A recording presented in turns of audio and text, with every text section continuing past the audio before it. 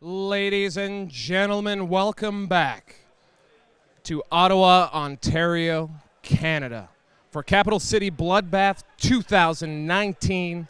We got 100 and not 19 anymore because some people went home, but around 120 folks playing in an ITC major tournament here in Canada. Now, I just want you to know, 120 people, you're probably thinking, I guess that's pretty good. Just remember, Canada is about 1/10 the size of America. Anything that we do, multiply it by 10, you got the equivalent of an American tournament. That means this is a 1,119? I don't know. Anyway, it's a big tournament, guys, by Canadian standards and global standards alike. Yesterday, I was giving tournament reports throughout the broadcast. And I thought I was having a lot of fun, and we're going to just catch up a little bit of what happened yesterday, and then we're going to talk about the top 10. So right now on stream, we've got, for your viewing pleasure, Scary, a.k.a. Scary, from Scaredcast. He's going up against Mael from Krypton. It's going to be Drukhari versus Harlequin Aeldari matchup. Should be actually super good and exciting. We got two really good players. Scary won this tournament last year, so seeing him on top table is no surprise. However, top table is not the only thing you should care about, because with as many players as we have, there will be at least 2 undefeated players at the end of today. So they need to max their battle points. You need big wins if you want to take home the Sigilite. So finishing yesterday, we'll start off with how Scary got here. He was playing Dan Platt, a 2-time winner of this event back in 7th edition. He just, Dan got platted. And that was the end of Dan Platt. Essentially, Dan was running the Austin Wingfield Chaos multi-faction madness. It's got Mortalion, 3 of the Disco Lords. Sort of that really high-octane chaos pressure list that we've been seeing out there a lot. Dan was having a lot of fun with it. Unfortunately, he ran into an immovable object, and he was a resistible force. So, outside of that, Mael here, he was playing Stephen Pamprine, a guy for whom I was openly rooting all day yesterday. Unfortunately, it was a really rough matchup because of the Harlequin concentration in Mael's list. A lot of -1s to hit. There's a lot of mortal wound damage. Stephen Pamprine was playing a freebooters shooting orc list with a lot of mech guns, flash gets, and essentially just wasn't able to churn through everything that was coming at him. Pam said that if the game had gone on a long time, like say 12 turns or so, he would have had him tabled. That's the attitude you need to win in this game, but not in that game. Elsewhere, we have currently famous Canadian, #1 in the ITC, Jim Vessel. He was playing Jason Sparks, old Sparksy. Sparks, of course, is playing 3 of the Repulsor Executioners, a whole detachment of Assassins, which is so much fun, as well as some Space Marine dudes, Gilliman, and went up against Jim Vessel's list. And in case you don't know what that is, that's a bunch of Plague Bearers, bunch of Demon Princes, the epitome, and it's just a really smite-filled party of chaos. It's been dominating the scene. #2 in the ITC, running a very similar list. So JV actually had a tough game. Apparently, towards the end, the Vindicares came on, killed a bunch of Jim Vessel's characters. Although he did wind up with a fairly good win, he ended the game with 16 models on the board. Much like the previous game, Jim Vessel just sort of clinging to life and grinding it out for the dub. Unfortunately, he's pretty low on points, so he may not be a threat to win this weekend, but there's still three games, so we'll see where it all winds up. Finally, let's see here. Oh, Josh Death. Josh Death playing on table 2 versus my personal hero now, Eric Marcoux. Both of them playing with some knights on the table. Josh Death has 2 of the Forge World Warglaves, which apparently you can find rules for on the Warhammer community website in the FAQ for knights. if you want to check out what the heck those things are. Essentially, he was playing Isaac, who's a Canadian, playing Drukhari, who had a lot of Venoms, Ravagers, and all that kind of stuff. The way Josh said it, Isaac needed a big turn 3. He didn't get it. Josh was able to kill all the killy things that were left in Isaac's list, and that was the end of that. So Josh is on table 2 versus Eric Marcoux. There's some other names out there that I haven't really talked much about. And I think what I'll do is we'll kick it over to the cast right now, and then I'll catch you up on the top 10, who I haven't really referred to so far in this broadcast because, quite frankly, I don't like them. And when you're in broadcasting, you get to talk about your friends. So we're going to kick it over to 2 of my greatest Warhammer friends, which means they don't know my real name. Over to Rob and the Falcon. Hello, welcome. Welcome indeed. Rob, how are you doing? I'm doing great. This is the Falcon, and I am the sexy koala of Warhammer. That's correct. My name's Rob. We're here at Capital City Bloodbath. I'm good, but I know for a fact you want to go straight to the game. Well, let's not even talk about us. Should we jump? Let's jump right to the game. Let's go a lot straight of stuff to the has game. already happened. We're about 6 minutes in, and it is already a fiasco. And We're that's your live excellent. coverage team. And we are going to be bringing you this hot game between these two players. That is just a blank screen. There we go. Right. So there's 2 armies playing against each other. Eldari, played by, is this Mayo Chicken? Yes, Mail Belcour is playing the Aeldari kind of multi-faction list. It is primarily Craft World Eldar, but he does have both Drukhari and Harlequins in the list. Oh, so specifically, he's an Eldari main, a Craftwell main. He's a Craftwell main. And then you've got a Drukhari main by a man that needs no introduction, but we will anyway. Scary of the Archon internet. Scary, scared from the Scared Cast podcast. Yeah, so scared right now. He is. So and Scari's running like he always does, a pure quote unquote Drukhari list. Though he does have the Yvrain. He does. In the list. He does. We will talk about the list in a minute and go into the minutiae. But the first turn's already kicked off, and importantly, the first turn roll off was won by Scary, and he gave the turn to Mail. Yes. So in this game, it is a full army deploy for this mission. Scary won the roll for deployment. He chose to deploy first.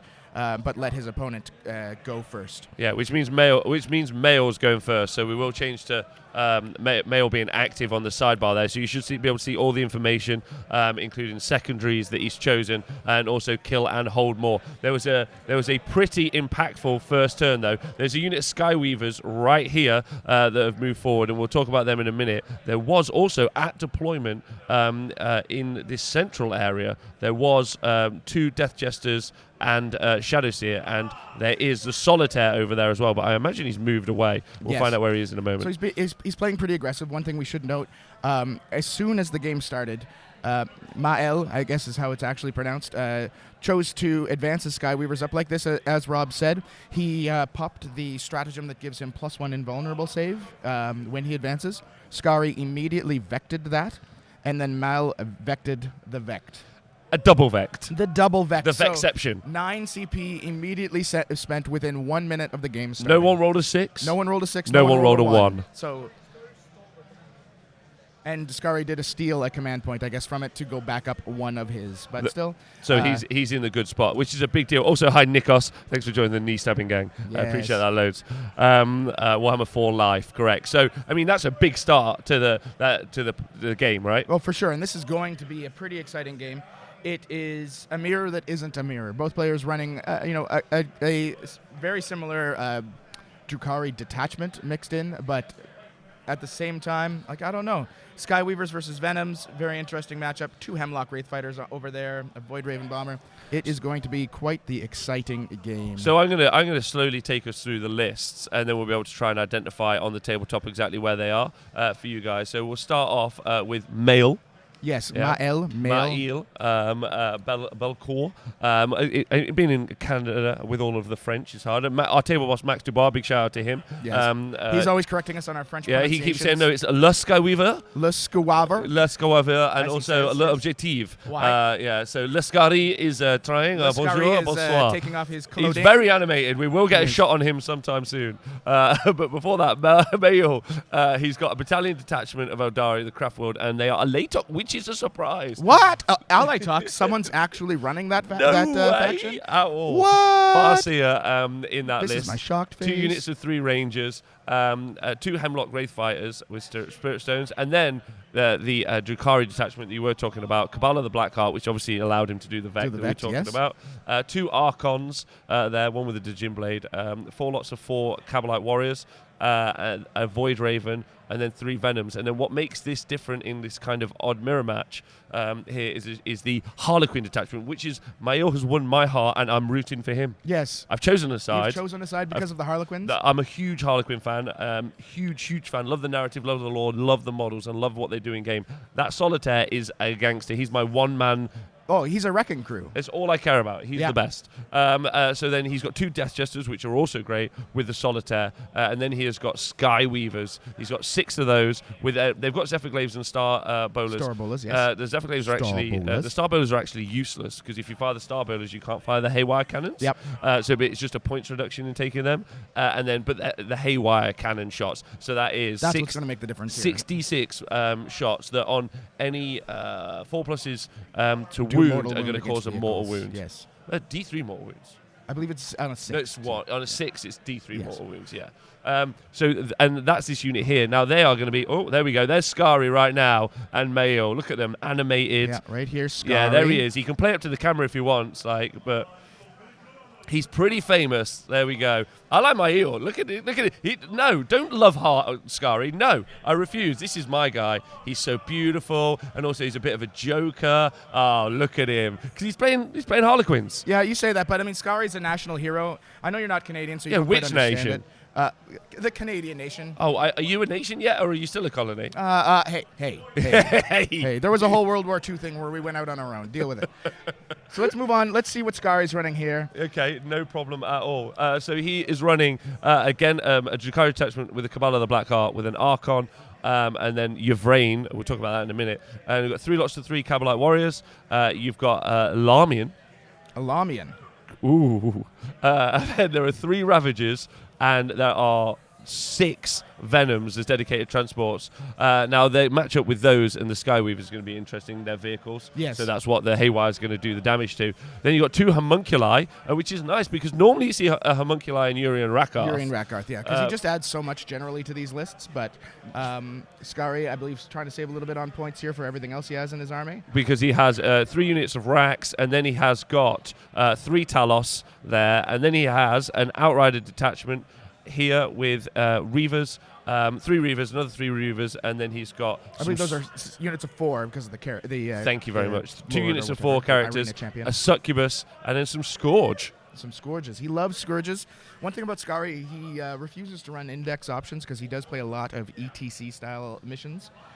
So he won't run the special incubi that he believes actually perform the Scourge's job a little better. Yeah, loves his Scourges. Loves those Haywire Blasters and the Shard Carbines. So where are they on that tabletop? That's what I'm going to try and find, and we'll go through these now. So obviously we joined it a little bit. We joined it just as the first turn happened and Mayo went forward. So the units that we... Oh, no, I'm on the wrong cam. This unit is Skyweave. Oh, thank you, John. I'll get back to that. The unit of Skyweavers, do you think... Are they going to be going after the Venoms, right, or the Ravagers? I believe he's going to try to take them into the Ravagers as soon as possible because those Ravagers are going to do a lot of damage to the Mail's list if he doesn't. So at deployment, I'm going to try and find it. Everything that Scary's got, there you go, you can see it, is hidden. Yes. There. So the majority of Scary's list was in this corner. He did have to put his Venoms over here just due to spacing restrictions. And by the way, guys, look at this frickin' terrain. This is absolutely gorgeous. I don't know if you can really get the full magnitude of how awesome this terrain is. We'll do some spinny camera shots in a minute. But yeah, again, that was provided by, I've got the card somewhere, and I'll tell you who made it. Yes. 613 Chaos. No, it was someone else. But it's okay. But yeah, the terrain's been made by some local guys, and it's just fantastic. It's absolutely gorgeous. It looks like some kind of volcanic Cult Mechanicus base. Just... absolutely beautiful. So all of the vehicles are hidden here. So this is why I assume he put this. He wanted to add the invulnerable save to the Skyweavers. Oh, for sure. Because if he didn't, immediately they're dead next turn. If he doesn't kill the Ravagers here, those Skyweavers are just a bunch of mush. Just an absolute bunch. Now, for your guys' information, we are running Mission 5 from the ITC Handbook, which is What's Yours is Mine. There are 5 objective markers on the board. The way What's Yours is Mine works is there is one central objective, voila, that is put in the board. We'll get a top down from John so we'll be able to talk start it all. And then each player gets to place 2 objectives, one in their own deployment and one in the opponent's. If you hold both your own, both of the objectives that you placed, you score a bonus point every turn. Yes. So as you can see, the guys using these neoprene mats here. So here are where the objective markers are on the table. So they're exactly 6 inches wide. So you can always know how many bodies are on the objective and where they are. It's quite nice. It's not as good as an LED light, but I don't mind it. No. Does it ruin my immersion? I'm not sure. Let us know in the Twitch chat at home what you think. And also thanks for joining us. If you're watching us on Twitch, YouTube or Facebook, appreciate it loads. We're taking comments in Twitch if you want to join us for the show. Yes. There we go. We've rattled through the start. We have gotten through everything. We talked as fast as we could to try and keep up. It's going to be an adventure. Though that is one tactically placed dice bag I'm hearing. I'm not exactly sure where. Oh, right here, just in case. I mean, just in case you didn't know who's on the table. Yeah, we're going to interview the man. He can just it's okay. Yeah, there's no need. There's no need, Scary. He needs to keep his brand up, I guess. Yeah, I think so. Why has he not got an entire neoprene table that he plays on all the time? Yeah, right. That he lays down before he plays. Oh, hi, Chuckabutty, by the way. How many interviews does he need? He doesn't need enough, but he really wants them. Oh, he does. So if you could just love heart Askari, please. I believe he also has a business card on the mat somewhere as well that he's hidden. Yes, right here, underneath the dice bag. So even if we do remove the dice bag on him, he put a business card right here, like a little wanker. But I love him. I love the man. What's interesting is Warhammer's actually only his second career. His second career. His second career. His first career. Most people don't know this, but he's a surfboard waxer at a beach. That's his main job. Yeah, surfboard waxer, which is why he looks like that. He's just very thin and wiry because he can just rub a board harder than anyone you've ever seen. That is about as sexual as I've ever heard a person's profession described.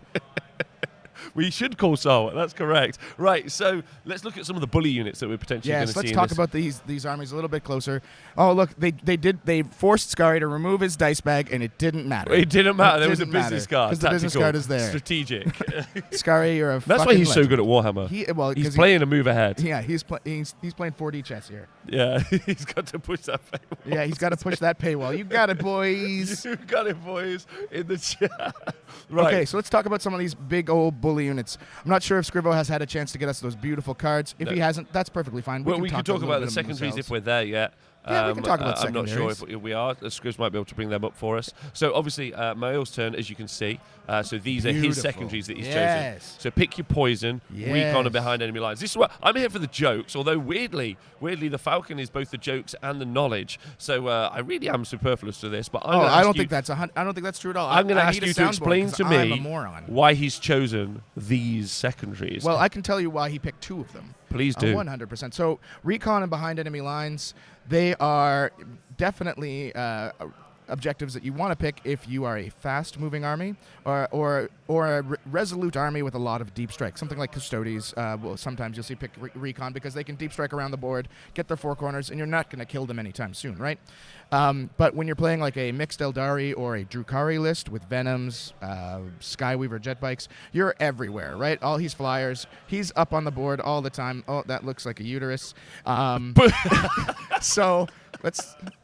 So how many times have you drawn that? The uterus? You've seen that? Well, no, you've seen a topographical view of it. Well, I mean, that's just something I do for a living. I enjoyed the term topographical. I thank you. Let's move on from this. So, recon behind enemy lines, perfect for his army because he's such a fast-moving machine. Those Skyweaver jet bikes, they're already taking up 2 sections of the board.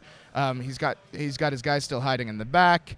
So the mobility, the mobility is what's there. The behind enemy lines, it's the exact same idea. He's going to be able to easily get 2 units into his opponent's deployment zone within a turn, and then it's just about if he can keep them there. If Scary can't, kill them all, he's going to just score those points. And if you've never played ITC before, I very much doubt that's true of anyone. But if you haven't played it, effectively, both of these, or all three of these, can total and max out at 4 points. So effectively, they're very important to pick because what you're going to achieve potentially is a potential 12 points in order to win. And what's really interesting, John, if we can just go back to the main overlay, please. Not the main one, the red player. So you've also got every turn, you've got the ability to kill and hold an objective.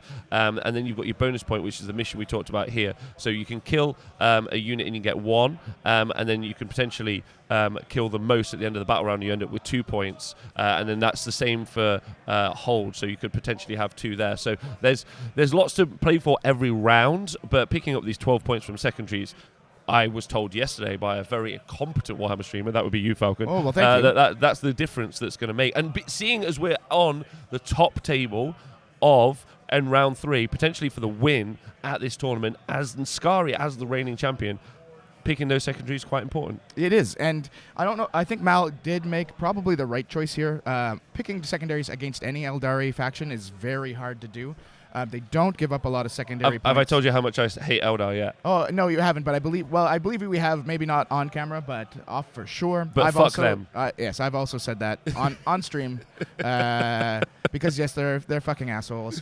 Not that we have any bias here whatsoever. We didn't talk about Pick Your Poison. Pick Your Poison's an interesting one. It's not one that gets selected often by anyone because it's a little complicated. The concept here is you have to pick 4 units on your opponent's board. Each one has to have a different keyword that you're selecting it for, and if you kill those units, you get the point.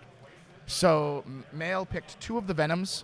He picked the Ivrain, because Drukhari is running the Cat Lady, and he picked... She's good, though. One of the Talos unit. So if he kills those 4 models, he will get 4 points. And that makes sense, right? Like, some of them seem like the Venoms or whatever, right? Like, he's just going to pick through them. But the Talos are going to be one of those bully units he's going to have to deal with anyway. He has to deal with it anyway, yes. He has to deal with it anyway, so that goes into the list. So it's a win-win sort of setup. Yeah. Like, if he does it, he's more than likely he's got the momentum on his side, so he's going to do well. And then also, if he does it, he gets those secondaries, which is good. I'm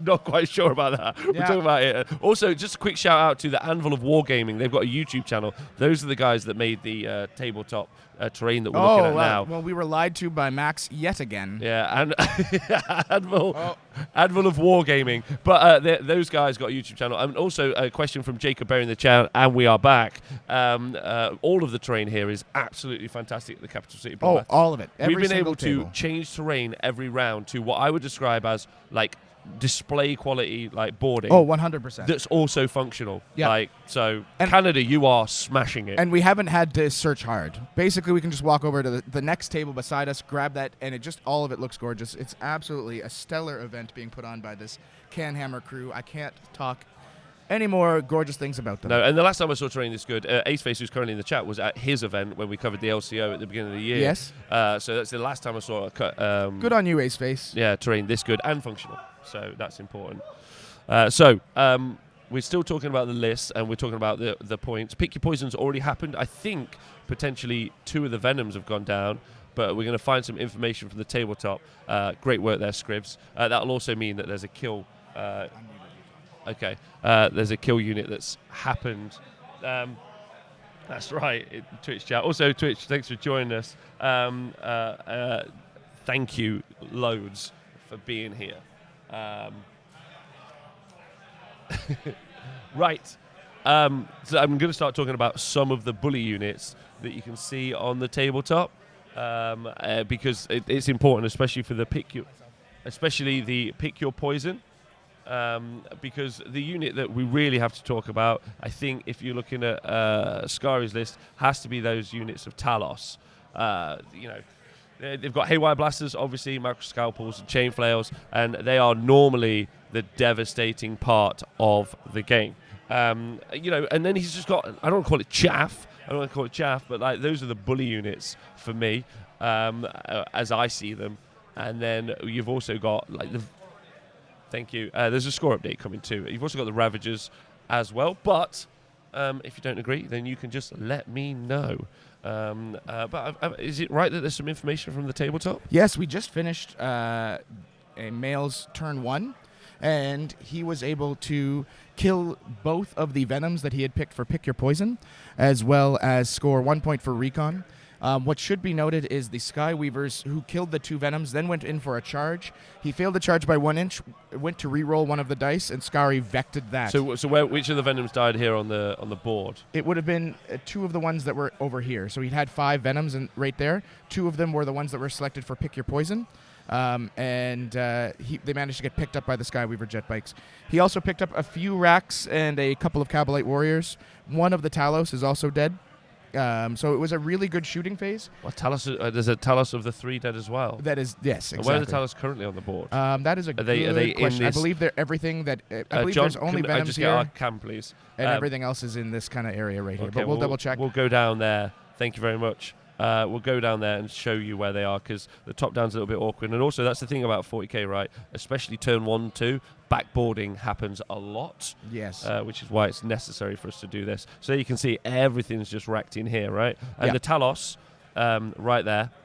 Here's a squad of Talos just under Skari's face. And the Skyweavers was shooting into them. Is that correct? They shot into the Talos, and they did shoot into the 2 Venoms that were behind them. Right. So the 2 Venoms were killed. One of the Talos was killed. Then as I was saying, Mael went in for the charge with the Skyweavers. He failed the charge by 1 inch, tried to roll one of the dice. Skari vected it, did roll a 6.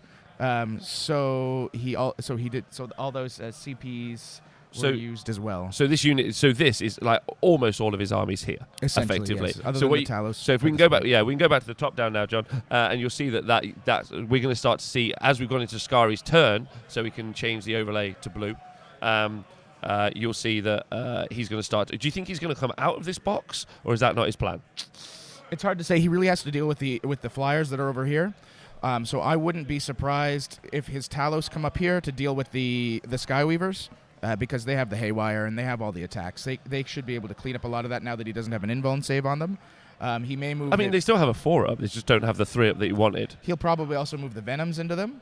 And then I would imagine the Ravagers will come this way to try to deal with at least one of the flyers over here. That would be my guess, but we'll have to see how it plays out. Yeah, I mean, these flyers are going to be an issue. Sure. Normally for other armies, but however, what's interesting about mirror matches is both Eldar armies have got the mobility on their side, very fast units, and also good range as well. So they're going to be able to project power wherever they want to go. Not forgetting that they want to try and pick up these bonus points here, and here, but I think that's probably unlikely early doors because there's so many other units that's going to be contesting. And then in a minute we'll start to look at Skari's secondary choices because he's chosen ground control, recon, and headhunter. Recon makes sense, we already talked about that. But ground control is going to be earn a point for each objective held at the end of the last battle round by the player. And he's got a lot of units. He's quite MSU. Yes. So he might be able to put a lot of units around there. And then headhunter, 1 point for each enemy character that is destroyed. And those Harlequin characters like a joke. And they like a good tale. But,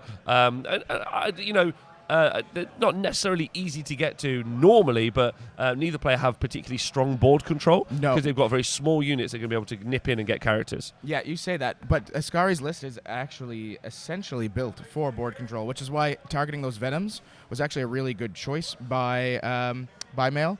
Because one thing you'll notice if you watch Skari play a lot is what he will try to do is he will do this corner deployment to try to deny you as many kills as possible against most lists, and then you'll see all these Venoms immediately shoot out and take the board. Which is exactly what we saw in the first game yesterday. John, if we could just get the top down.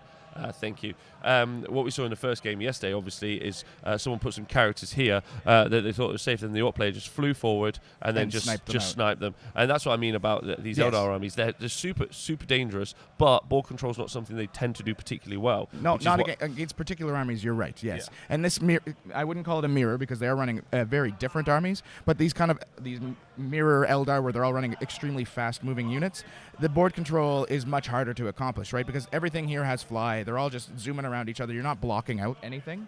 There's no deep striking occurring. So it's really about positioning now, less than board control. It's about how do I get the shot lanes with all this beautiful terrain that's blocking so much line of sight and killing the stuff that's going to kill me, like these Skyweavers and these flyers in particular. That's what Skari's most worried about, so he's got to deal with them. He does. Having been someone who's ran 18 Skyweavers before. Yes. Yeah, and ran them around. They are solid, but they do suck in combat. They do. They do absolutely suck. But those Haywires are decent, and their mobility is really good, and they've got all of the advantage.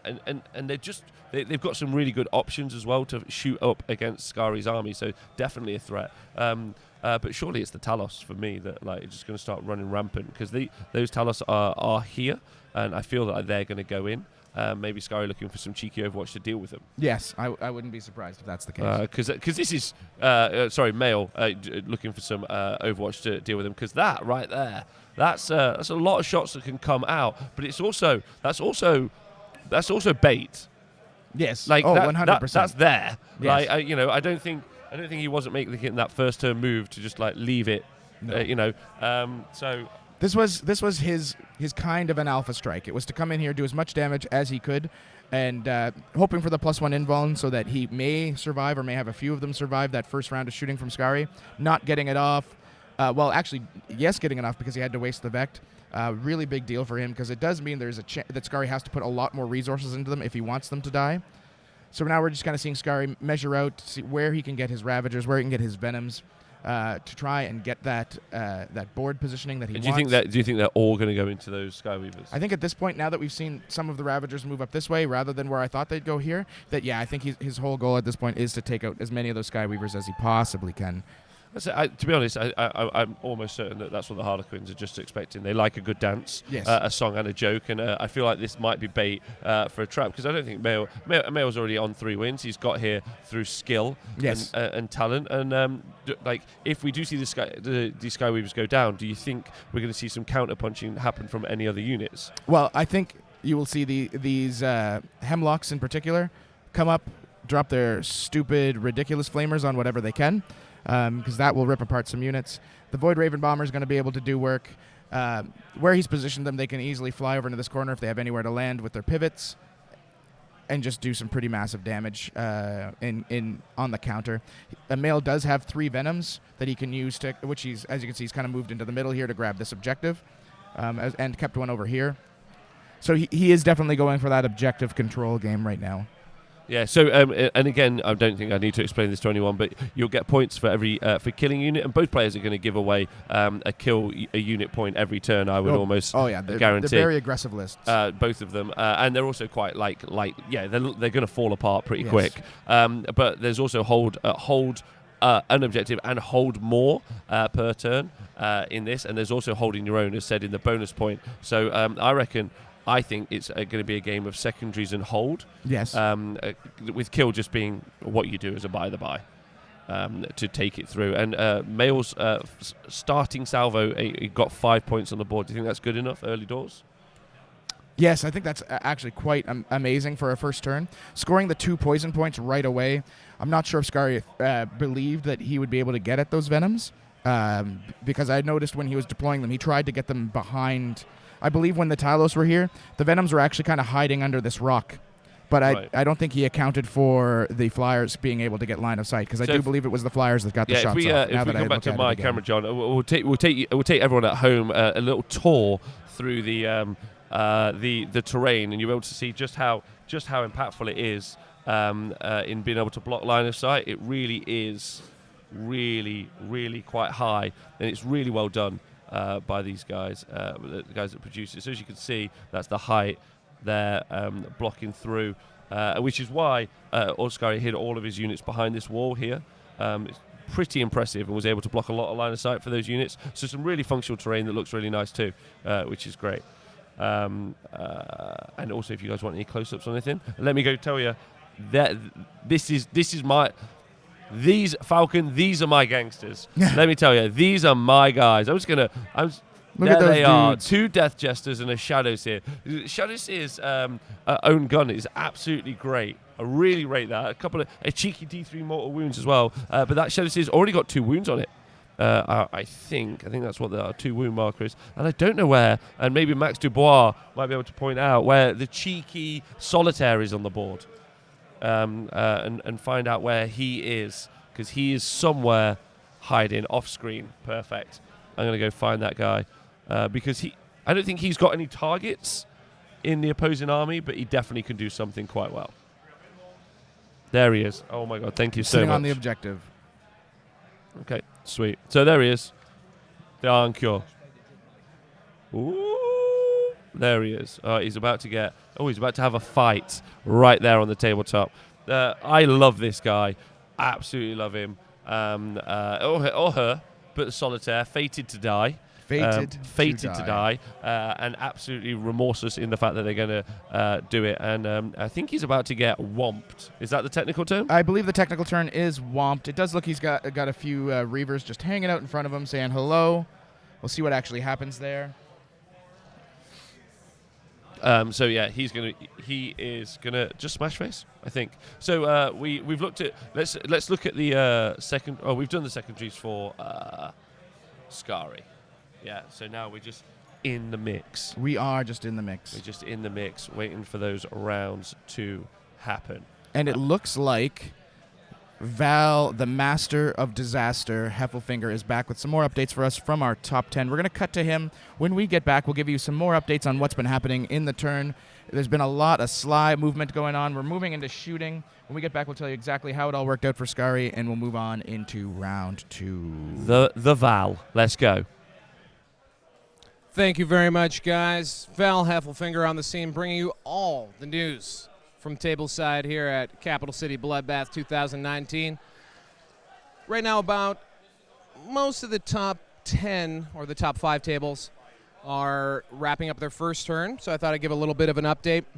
On the actual table 1, we have Eric Marco versus Josh Death. Eric looks like he's in a really strong position. He opened up with a bit of a lead, took out Josh's knight that's on the table. So Eric Marco, to remind you, is playing Triple Crusaders with an Emperor's Wrath Artillery Brigade. It's a lot of firepower, and table 2, pretty sparse on the terrain. Josh Death, on the other hand, he's got an AdMech battalion going on. He's got 2 of the Forge World Warglaves with the big weird grabbing claws. Used to have a knight. And a bunch of intercessors.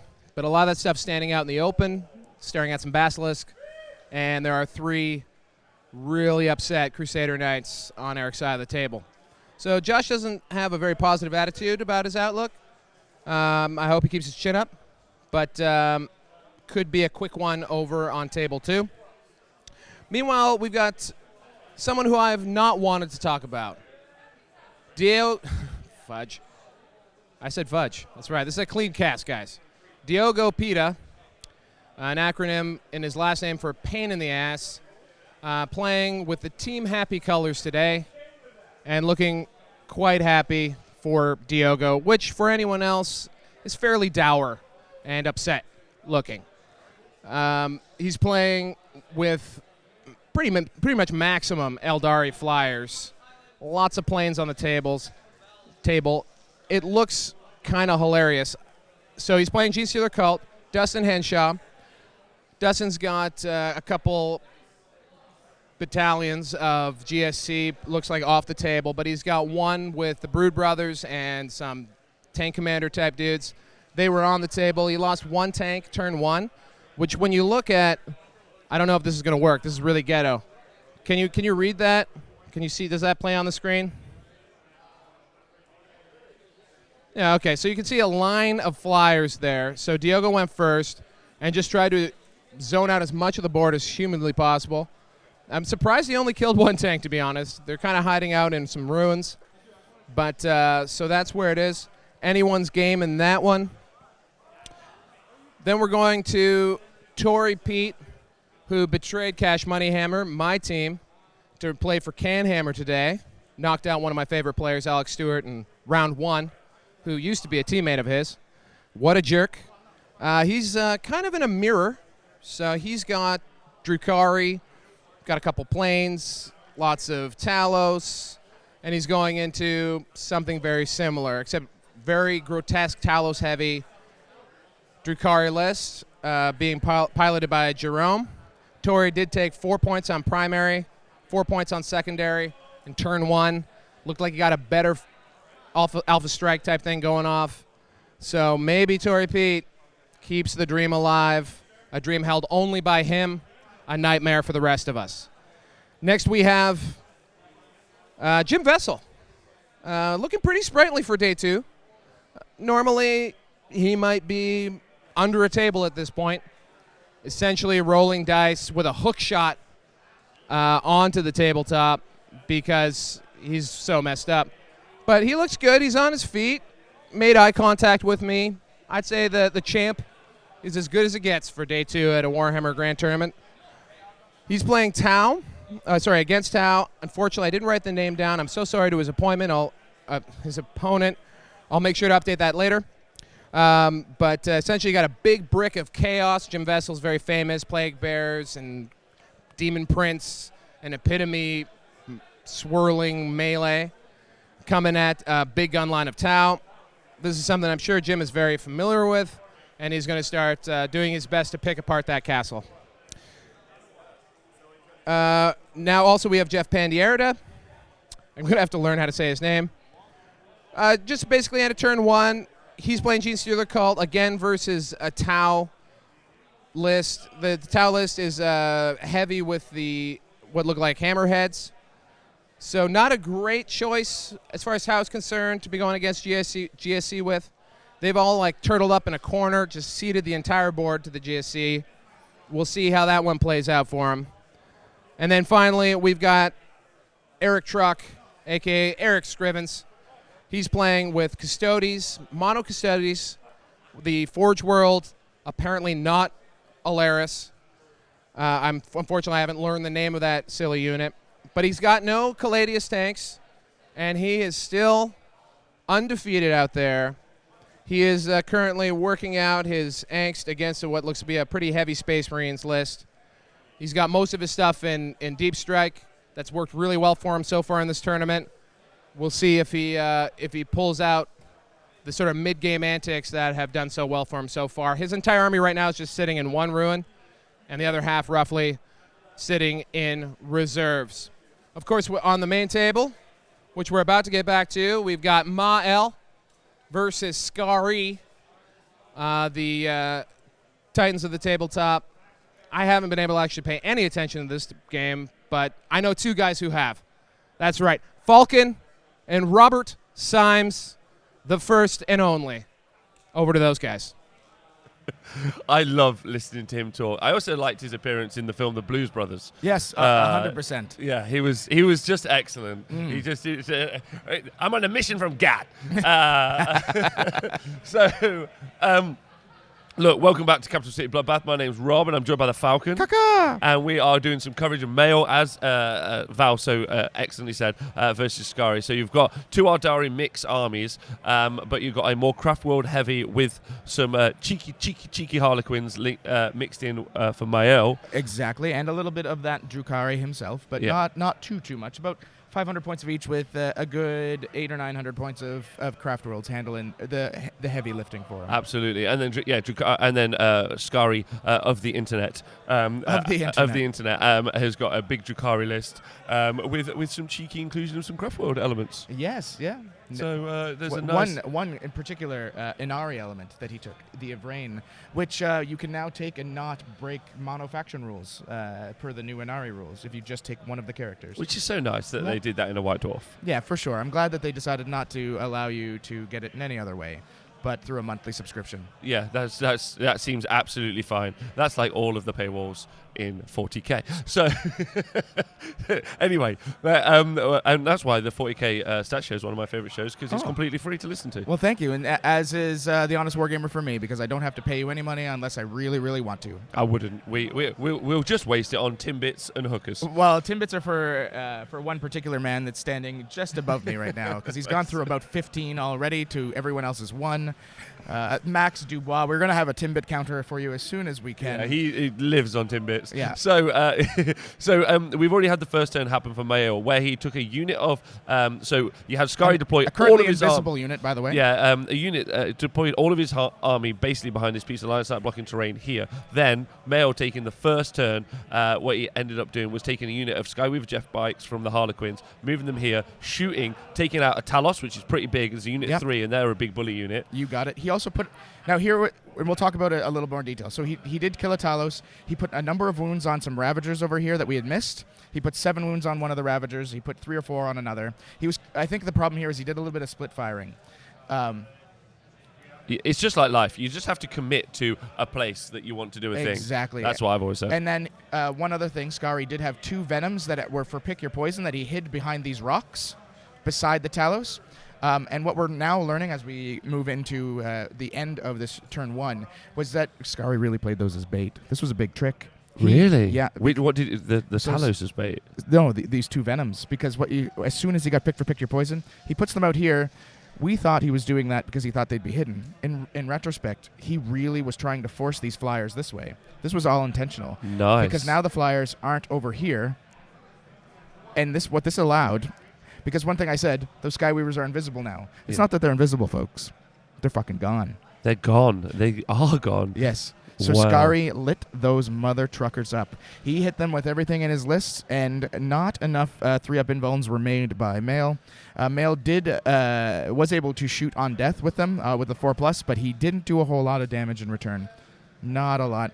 Skari was also able to plink off about 4 wounds off of the Solitaire here, so he's down to 2. Yeah. So and something happened there, but I have a question for you, realistically. Yes. So let's say Mail had decided to bring the flyers instead of where they were to here, and the Skyweavers were still there. What's the difference in having them here to having them there? Now, obviously, there's ranges, but flyers are basically infinite range. Remember the Hemlock from a shooting perspective, the Hemlocks have super flamers, right? Yeah. So if he had instead popped them over here, which is what Skari didn't want, now they're flaming into the Talos, removing them. Or they're flaming into the front of the Venoms over here. I see. So what you're saying is what he should have done, because the Venom's basically got no output. That's not what they're there for. Yeah. So he should have brought the Flamers here and actually dealt with the units that are going to do the output, the bully units. Do the damage. Yes. Do the damage, but instead he sent his bully flyers after chaff. Yeah, to get points. And points are important. They'll win you the game. Super important, but he can get those points later. So it's like a 2-point trap for a late game play. Whoa! And That's it really some worked Warhammer, out. gentlemen. It really worked out That's because fun. now and this is a game that might end very quick, guys. All of Mail's characters are in close combat. They're right here. Yes. And now they've been tagged by a couple of Archons. They've been tagged by some Reavers are up there, some Scourges. Oh, we can go. I'll get you Let's get a close up to see exactly what. But I know a couple characters have already been picked up. And I'll go take that through to you. Absolutely. So over here in this corner, there you go. So there's in Mail's list there's 2 Death Jesters, which you can see right here. Yes. And then there's also is this the this is the Shadow Seer. That's the here. Shadow Seer who's taken a few wounds. There's the Farseer here. Yes, and then there was a Farseer on bike that has been removed. And it's been removed. And then there was my guy, my hero, and Max Dubois delighted in telling me, oh, he's still alive. He's still alive. He's got 2 there wounds he on is. him up in The that corner. Solitaire. Yeah, he is a hardener. He is just, I don't. Yes. That doesn't make any sense, but I just love him because he's just everything that you've ever wanted in a single tiny 25mm model. He's ballsy. He's brave. He's powerful. He's fated for death. He's kind of the. I don't know how to describe him. I don't know. I just love him. He's just brilliant. Yeah, yeah, I agree. It's an absolute beautiful model, beautiful man. And the model's fine. The model's fine. The narrative it sets for me, though. Yes. Yeah, this creature that's just and his in-game rules, like we were talking about with Gene Stealer Colts, his in-game rules do something very similar. They just he represents this kind of like insane acrobatic murder kill bot. Yes. Oh, and I love it. Yeah. So anyway, they're still alive, and we also saw the D3 mortal wounds that happened here from the stratagem. We talked about that. No, a little bit. So there were some number of wounds. One thing we didn't mention was Skari had tried to take out those Psychers earlier with a Crucible of Malediction from his Homunculus. He actually rushed a Homunculus into this area in which there was the Farseer Skyrunner, and I believe a Warlock. and popped Crucible of Malediction. Mail used his last command points to Vect that, and did roll the 6, so Skari did have to use those command points. So Mail should be down to 0 CP at this point. Yeah, so we'll get an update on the overlay. So Mail's down to 0 CP, and we're now into Mail's turn. Am I right in thinking that? I believe we are now moving into Mail's turn. So let's get an update on the score. Skari was able to score hold more, kill, and he got the bonus point. Right. Okay. So he did, and the bonus point is, I mean, this is one of the easier ones to achieve of all that we've seen so far out of the missions, because you only have to hold 3 of the 6. This one and... Oh, sorry, he did not score the bonus point. That's just how the thing was written on the sheet. My bad, guys. Okay. I apologize. But yes, you have to hold both the objective you placed and another one. What Skari needs to do is, I believe, hold this objective and this one. Is that the idea here? Yeah, he used his own Skari objectives for that. He's got his own mats. This guy brings his own. This guy, he's got a business card here. He's got some mats here, and he's got charm and grace everywhere else.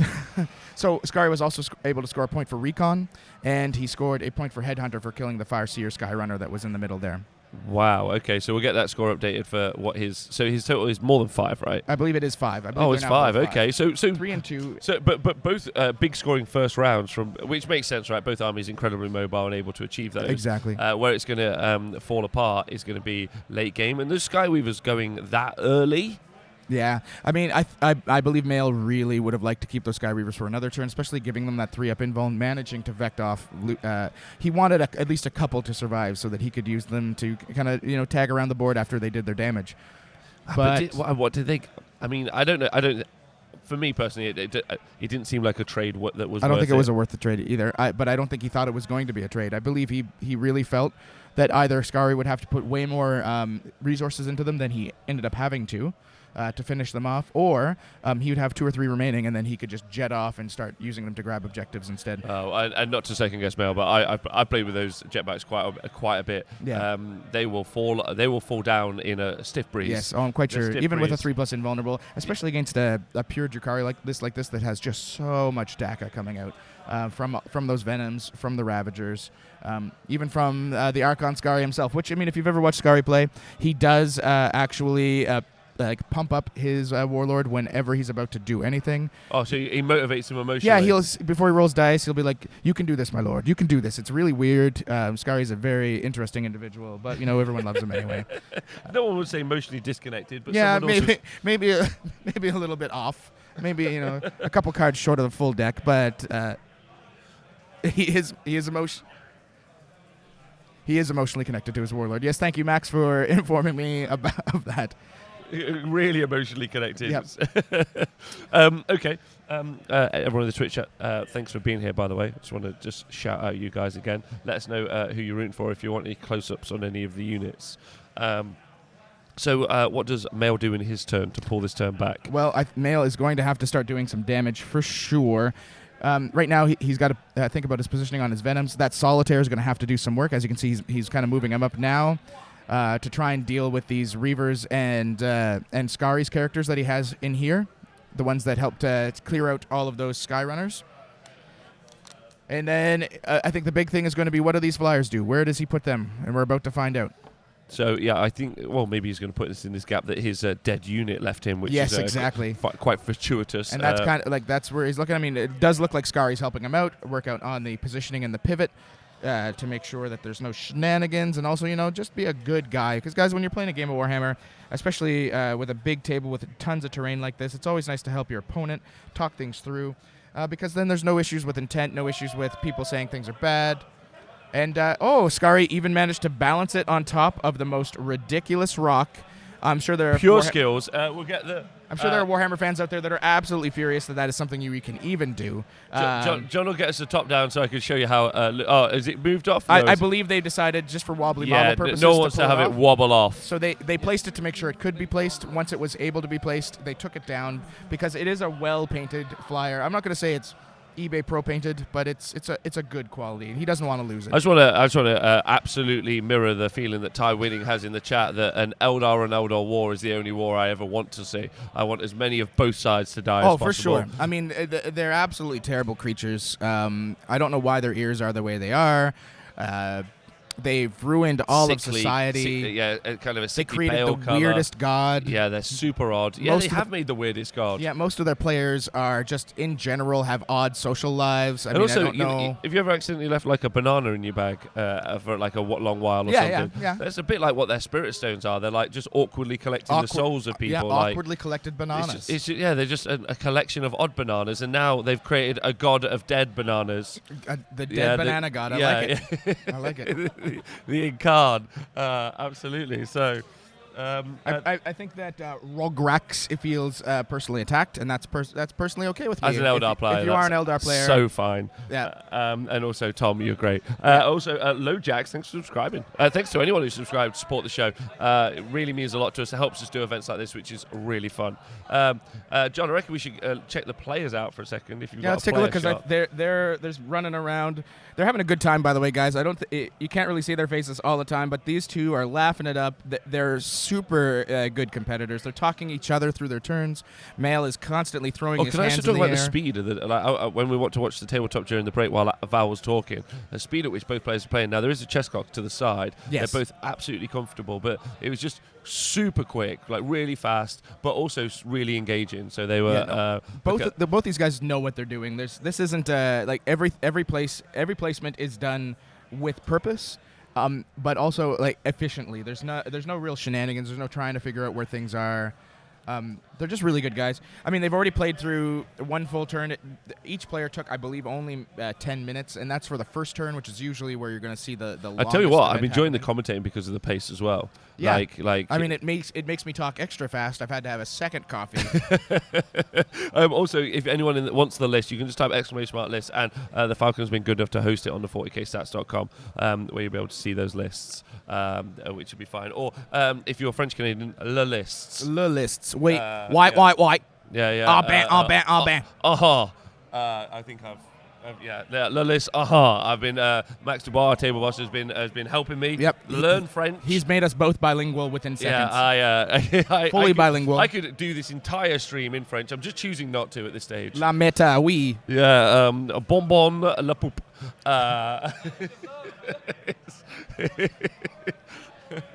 This is correct. That is a good question, actually. How do both of these armies? Oh, we got the stats. Yeah, I believe Scrivo does have the stats ready for us. We can take find a out look how at both of these play two against armies each other. will do in La Meta. So this is very interesting, actually. Once we get these up, oh man, that wipe, I love it. Just There you like my go, arse. Star Wipe. So you've got Aeldari versus Drukhari in the kind of a faction. If you go on the 40kstats.com, which the Falcon runs, you'll be able to see how these armies play up against each other in ITC format tournaments. Well, any format tournament, as long as I get the data, I will actually pull it for any of them. Okay, cool. So you can on the website filter those to see how they perform in ETC, ITC. If you're into some of the other formats like Nova or Renegade, I try to break them all down so it can be as specific as you want it to be. You like a breakdown, that's what I've heard. I love a breakdown. That's right. So good. But let's get right into the numbers because this is the stuff I get most excited about.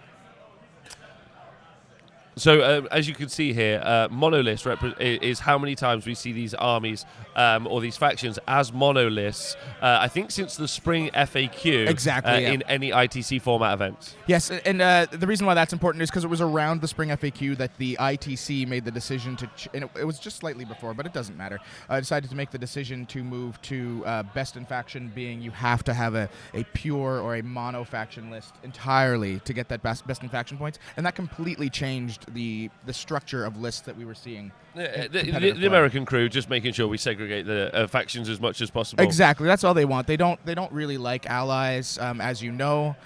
They are very patriotic. They will one love and one love only, and that is To themselves. everyone all around the world. So in the faction versus faction sets, you can see Drukhari have a high percentage of mono faction lists. In fact, they are one of the most populous mono faction armies outside of Dark Angels. Unfortunately, Dark Angels players are universally terrible. And also traitors. Yeah, and also traitors. So that's very important. We won't ever talk about them, and you won't see them on the top table. It's been awkward doing the commentary with you because we both agree so heavily on some of these elements. Oh, I know. I would really wish that we had anything that we disagreed on, but it's almost impossible. However, the numbers you're seeing below are the primary and secondary detachment numbers that you're seeing here at CCBB. Exactly. So you can see Drukhari are extremely popular, and that's very common in the Canadian meta. If you look at only Canadian events, Drukhari generally make up about 10% of lists, or slightly around that. It's quite high. It is extremely high, especially when compared to worldwide. So you can see right now. Max. Oh, Max. Thanks for joining Patreon for $10. You can support, obviously, this live stream and the War Gamer if you do join Patreon. I wasn't trying to tout it out, but also Max, which is actually what my mum is called. Thank you for doing that. Oh, thanks, Mom. Thanks, Mom.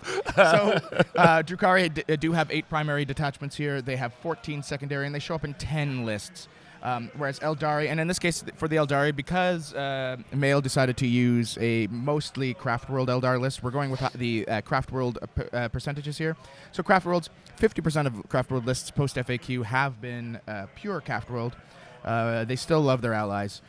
4 of them primary here at CCBB, 6 secondary, and they're in 6 lists. And then lastly, we have our overall win percentages. You can see it's pretty tight. Drukhari have about a 53% win percentage. Aeldari have a 52.2 ampersand. But that's nice, right? That still fits in that very nice daisy chain area between 45 and 55. Yeah. So my big thing, and I tell a lot of people, is generally 47 to 53. That's where you're kind of you're probably in a very balanced meta. With both of them kind of being in that top end, they're very powerful lists. They do perform extremely well, but they're not like overpowered. I would say you have ways to defeat them. The Eldar flyer list that a lot of people talk about, that is the boogeyman. It has a lot of very bad matchups. It causes a lot of feel bads. We're not seeing that on the table here today. It's very excellent. And lastly, we have our versus, which we'll go over very quickly, and that is that Drukhari generally have the advantage in these matchups, 53 to 47%. Yeah, absolutely. And thank you very much for that fluent and powerful introduction to the information. So that would mean that the Drukhari, so effectively Skari, got, am I right? This is going to be a bit backwards, but 7% kind of like bracket of a win percentage. So, yes. So we're picking them as the statistical favorite to win. Yes, Skari does have like the statistics behind him. And thank you so much, Knight, for saying that my favorite position is percentiles, quartiles, and standard scores. You're 100% correct. You can talk to my wife about it. She loves all of them. So jumping back, Missionary's a little too boring for me. Jumping back to the game, we're still in Mail's turn, who was doing his shooting phase. We'll get a recap on what we saw shot in the shooting phase. As you can see, he has no CP as he entered this turn, and they're both currently on 5. On the score of 5. So we'll see. Did you happen to hear from the tabletop what got shot during that turn? I have not yet. Well, yes. So we, like we said earlier, Mail lost the. Mail had lost in his turn. Mail had lost his Skyweaver jet bikes, and he lost a Farseer Skyrunner. So he lost 2 units as well. That's why neither person got kill more last turn. This turn, what we missed while we were talking up stats, which are way more important in this game anyway, is agreed. Is we had units of Rangers drop. I believe if we can get a little closer to double check here, and here on top of 3 of the large ruins. We had the Rangers drop. It may have been actually up there. It's okay. I'll go fight. I'll go hunt them down. We also saw the Flyers move here and here. Yes. And then we saw one move over. Let's go find these. Oh, we're gonna go find. Well, we're gonna do our best. But either way, while we're talking, Mail did manage to kill one of the units of Rax, finishing it off. And his psychic phase absolutely failed him. He did not make a single psychic test this turn. Absolutely none of them went through. Shadow Seer decided he was going to take a day off. Went for a little break. It was absolutely terrible. He's having a smoke in the back now. Thinking about his next dance routine. What is his dance routine going to be? I'm very interested in that. You've made me very entertained in what. Oh no. So right now, Mail has moved over to the back corner, which we'll talk about in just a second, and he's trying to take out the Reavers and the Warlord, the Archon Skari himself. There we go. So this is where the Flyers ended up and get you kind of a minutiae of the battlefield. Exactly. A little bit. So he's got one Hemlock right here, and he's got his Void Raven Bomber here. His Void Raven Bomber flew over, dropped some bombs on this unit, and now he's just trying to clean up this area to basically give himself some protection for his characters in the corner over here. Which makes sense, because he had them all clustered. He's got the Death Jesters here, up here, who's still alive, so they're going to be able to do some shooting in. I wonder what they're going to shoot at. It's interesting. All of the Reavers have been killed, I'm told. All of the Reavers have been killed. Yes. Wow, they've just fallen apart realistically. Well, Reavers, I believe they only have a 4-up armor save, and that's really about it that they can use. So I mean, they're about as, if you're used to playing Custodies like I am, it's essentially paper mache that you're dealing with. Yeah, you've also got the Ravagers here. They're still a threat, right? They're still 100% a threat. And now I do know one of them is on its bottom profile. So that may be, depending on how much protection Mail have to pull in, we're either going to see him shoot into the Talos or into the Ravagers. My guess is he's going to go into the Talos just because those Talos are such a threat to just come in here and eat all of Mail's remaining characters. And it's also part of his secondary pick your poison as well. Exactly. So it's very important for him in a number of ways. It's going to be really important that he deals with these Talos. The Ravagers are going to be a concern for him no matter what. However, he can make that bottom profile one hit on 5s, even 6s. So that one's less of a concern than the other two. Skari also very well known to roll hot, though. He's kind of like the Manny Chima of Canada. If you've ever played against Manny Chima, the man only rolls 6s.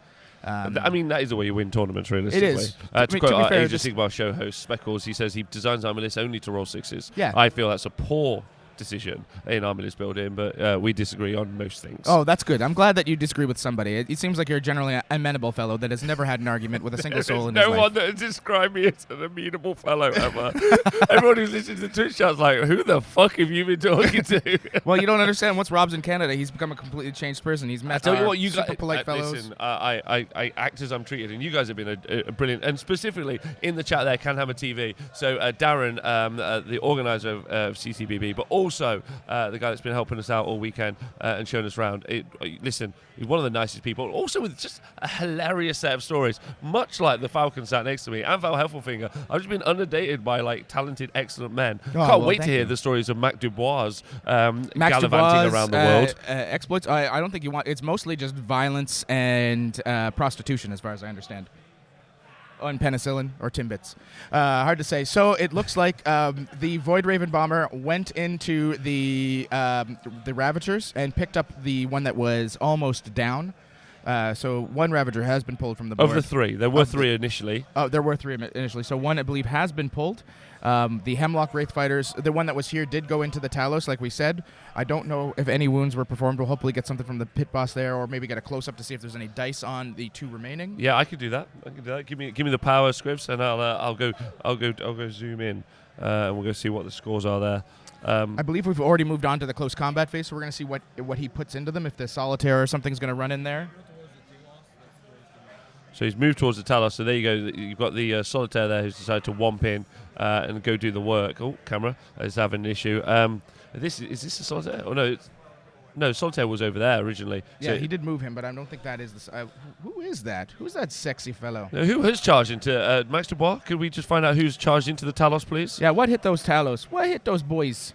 There's 2 characters that have gone in, and I'd like to see who and what they are. Because they're going to go and do some punching. I'm sure someone in the Twitch chat's losing their mind right now. Like, it's a friggin', I don't know, homunculus, what is wrong with you? It obviously can't be. He didn't bring any, guys. Come on, calm down. And Rograk's in the chat just pointing out, yes, obviously this is one of several top tables that are currently occurring. Yes. Anyone that thinks that... a bracket, so the people that are all on 3 wins right now isn't the top table and a singular point in it is just flat wrong. I do event coverage all the time, and it's only until I get into turns 5 and 6 that I even care who's remotely close to winning. And really, to be fair, at this point, the way the game is playing out, there's going to be 1, maybe 2 people that are undefeated based on draws. So anybody here that's 3-0 has an ultimate chance of winning the entire thing. Okay, so Solitaire ran into my Yvraine. guy ran into Yvraine, and do you know what happened to Yvraine? So that was back here. Do you know what happened? Oh, I don't see Yvraine. Dead. That's right. Yeah, her soul is going straight to Slanesh. Oh, not again. Straight to Slanesh. Not again. Yeah, and these are 2 Archons, 2 gangster Archons, straight in. They don't care about those Talos. So I believe if he killed the Yvraine, that's another point for him for Pick Your Poison, as Yvraine was the character that he chose for the Pick Your Poison keywords. Yep. So that's really good for Mael. It gives him another victory point. It also deals with Skari's only Psyker in the list, because Drukhari are not. We're very well known for their psychic capabilities. In fact, they completely eschew them just in case they get sucked into the chaotic void that is Slaaneish's sexy, sexy vagina mouth. What do you reckon? 2 Archons versus one of the Archons has actually got a special weapon, I think. Although that might be I believe Scari's. I believe the Jin Blade is on one of the Archons for It male. is. You are absolutely correct. Let me just go find it. There it is, the Jin Blade. I would like to know what the Jin Blade does, but I haven't remembered every artifact and relic from 40k. Well, unfortunately, this isn't Warhammer Fantasy Battle 10 years ago when I knew exactly everything that everything did. Let us take Anyone got any Jin Blade knowledge? The Googles or at the chat. If any of you want to say what Also, exactly to what the heck thank is you to happening, Stream Mod let us know. Tom for letting you guys have a link to find out the actual bracket for this round as is, and then we got more Warhammer coming later today. We've got 2 more rounds. Someone's going to win Capital City Bloodbath. I think why it's important that we're showing Scary. He's currently the reigning champion, hot favourite to win the event, so he won't be on the stream next. Even if he does win this, we'll have another one of the matchups. Exactly. We'll have another one of the top, basically the top 5 or 5 But to going 10 into tables. a gossip-laden, heavy feeling and exciting finale in round 6.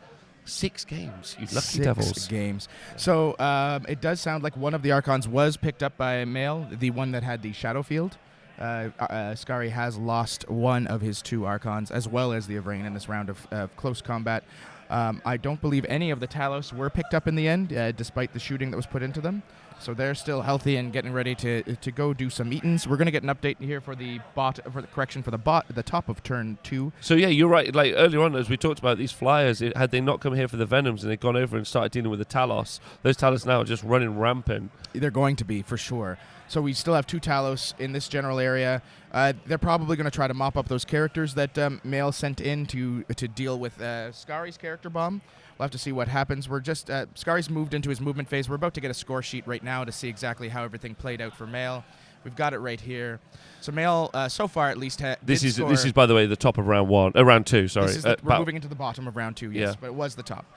So Mail did score his 2nd point of recon. He did score his 1st point of behind enemy lines. He did get his 3rd pick your poison point, and so far he does have 1 kill, at least 1 kill and 1 hold. We're going to wait to see if he gets any kill more or hold more as Scary does. His which I think Sky's going to kill more and hold more. I believe that we will definitely see Scary hold. I think Scary will hold more for sure.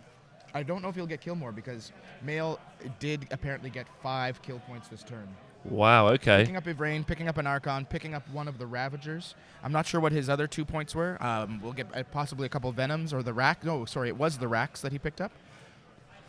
So potentially, yeah, you're right. He won't Scary, get that. If Scary wants to get to either match kill or kill more, he's going to have to go on an absolute murder frenzy.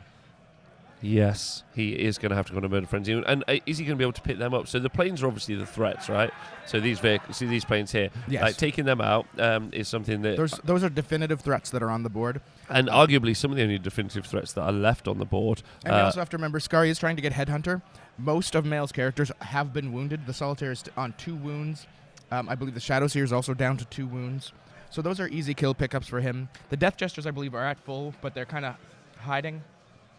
So I'll be honest. Looking at Mail's list, it's actually really interesting because, like, while not to be critical of either Archons or Kabbalite Warriors or Venoms, there really isn't. I mean, there's some output, but there isn't kind of like what we saw yesterday with the Knights versus the Lehman Russes, right? Like where it's like this is a definitive, this does a thing. Yeah, Yes. like Mail's list seems very much like more ITC orientated, hold, kill, do some recon, Yes. and orientate around that. It's very similar to Scari's, I would say, except Scary, I believe, has a little bit more of the upfront damage. Mail's list seems to be very, very cagey. It's hit you with my Skyweaver bomb, hope they live, back off, and then kind of just hit and run, scoot and boot. Yeah, I say that, but then you've got the Ravagers that are the Well, threat. for Scary, yes. Yeah, if you, the I'm just talking about volume of threats. Mhm. The Ravagers, the Talos are the Talos. threats, and it just feels like it feels like to me, looking at the list and then seeing them on the tabletop, they already started out with more threats on the board. Then throwing away the Skyweavers, which were one of only 2 threats that Mail had at the start. I believe you're right, yes. Ended up just like there's just now a kind of like a momentum that's much more in the Drukhari's favor. I do believe at this point, really, this is going to be a turning point for the game, depending on what Scari's able to do. If Scary puts out kind of like the average possible damage that he can put out, this turns in his favor drastically. Mail doesn't have a lot of his speedy units available to keep getting behind enemy lines after this turn, because he's going to have to move this Hemlock. If Skari decides to take one of them out, that's an issue. The other thing here is Mail's units that he has left on the ground. There's not too many of them. Skari could choose to ignore the 3 planes and just move everything into this area and try to just boots on the ground him.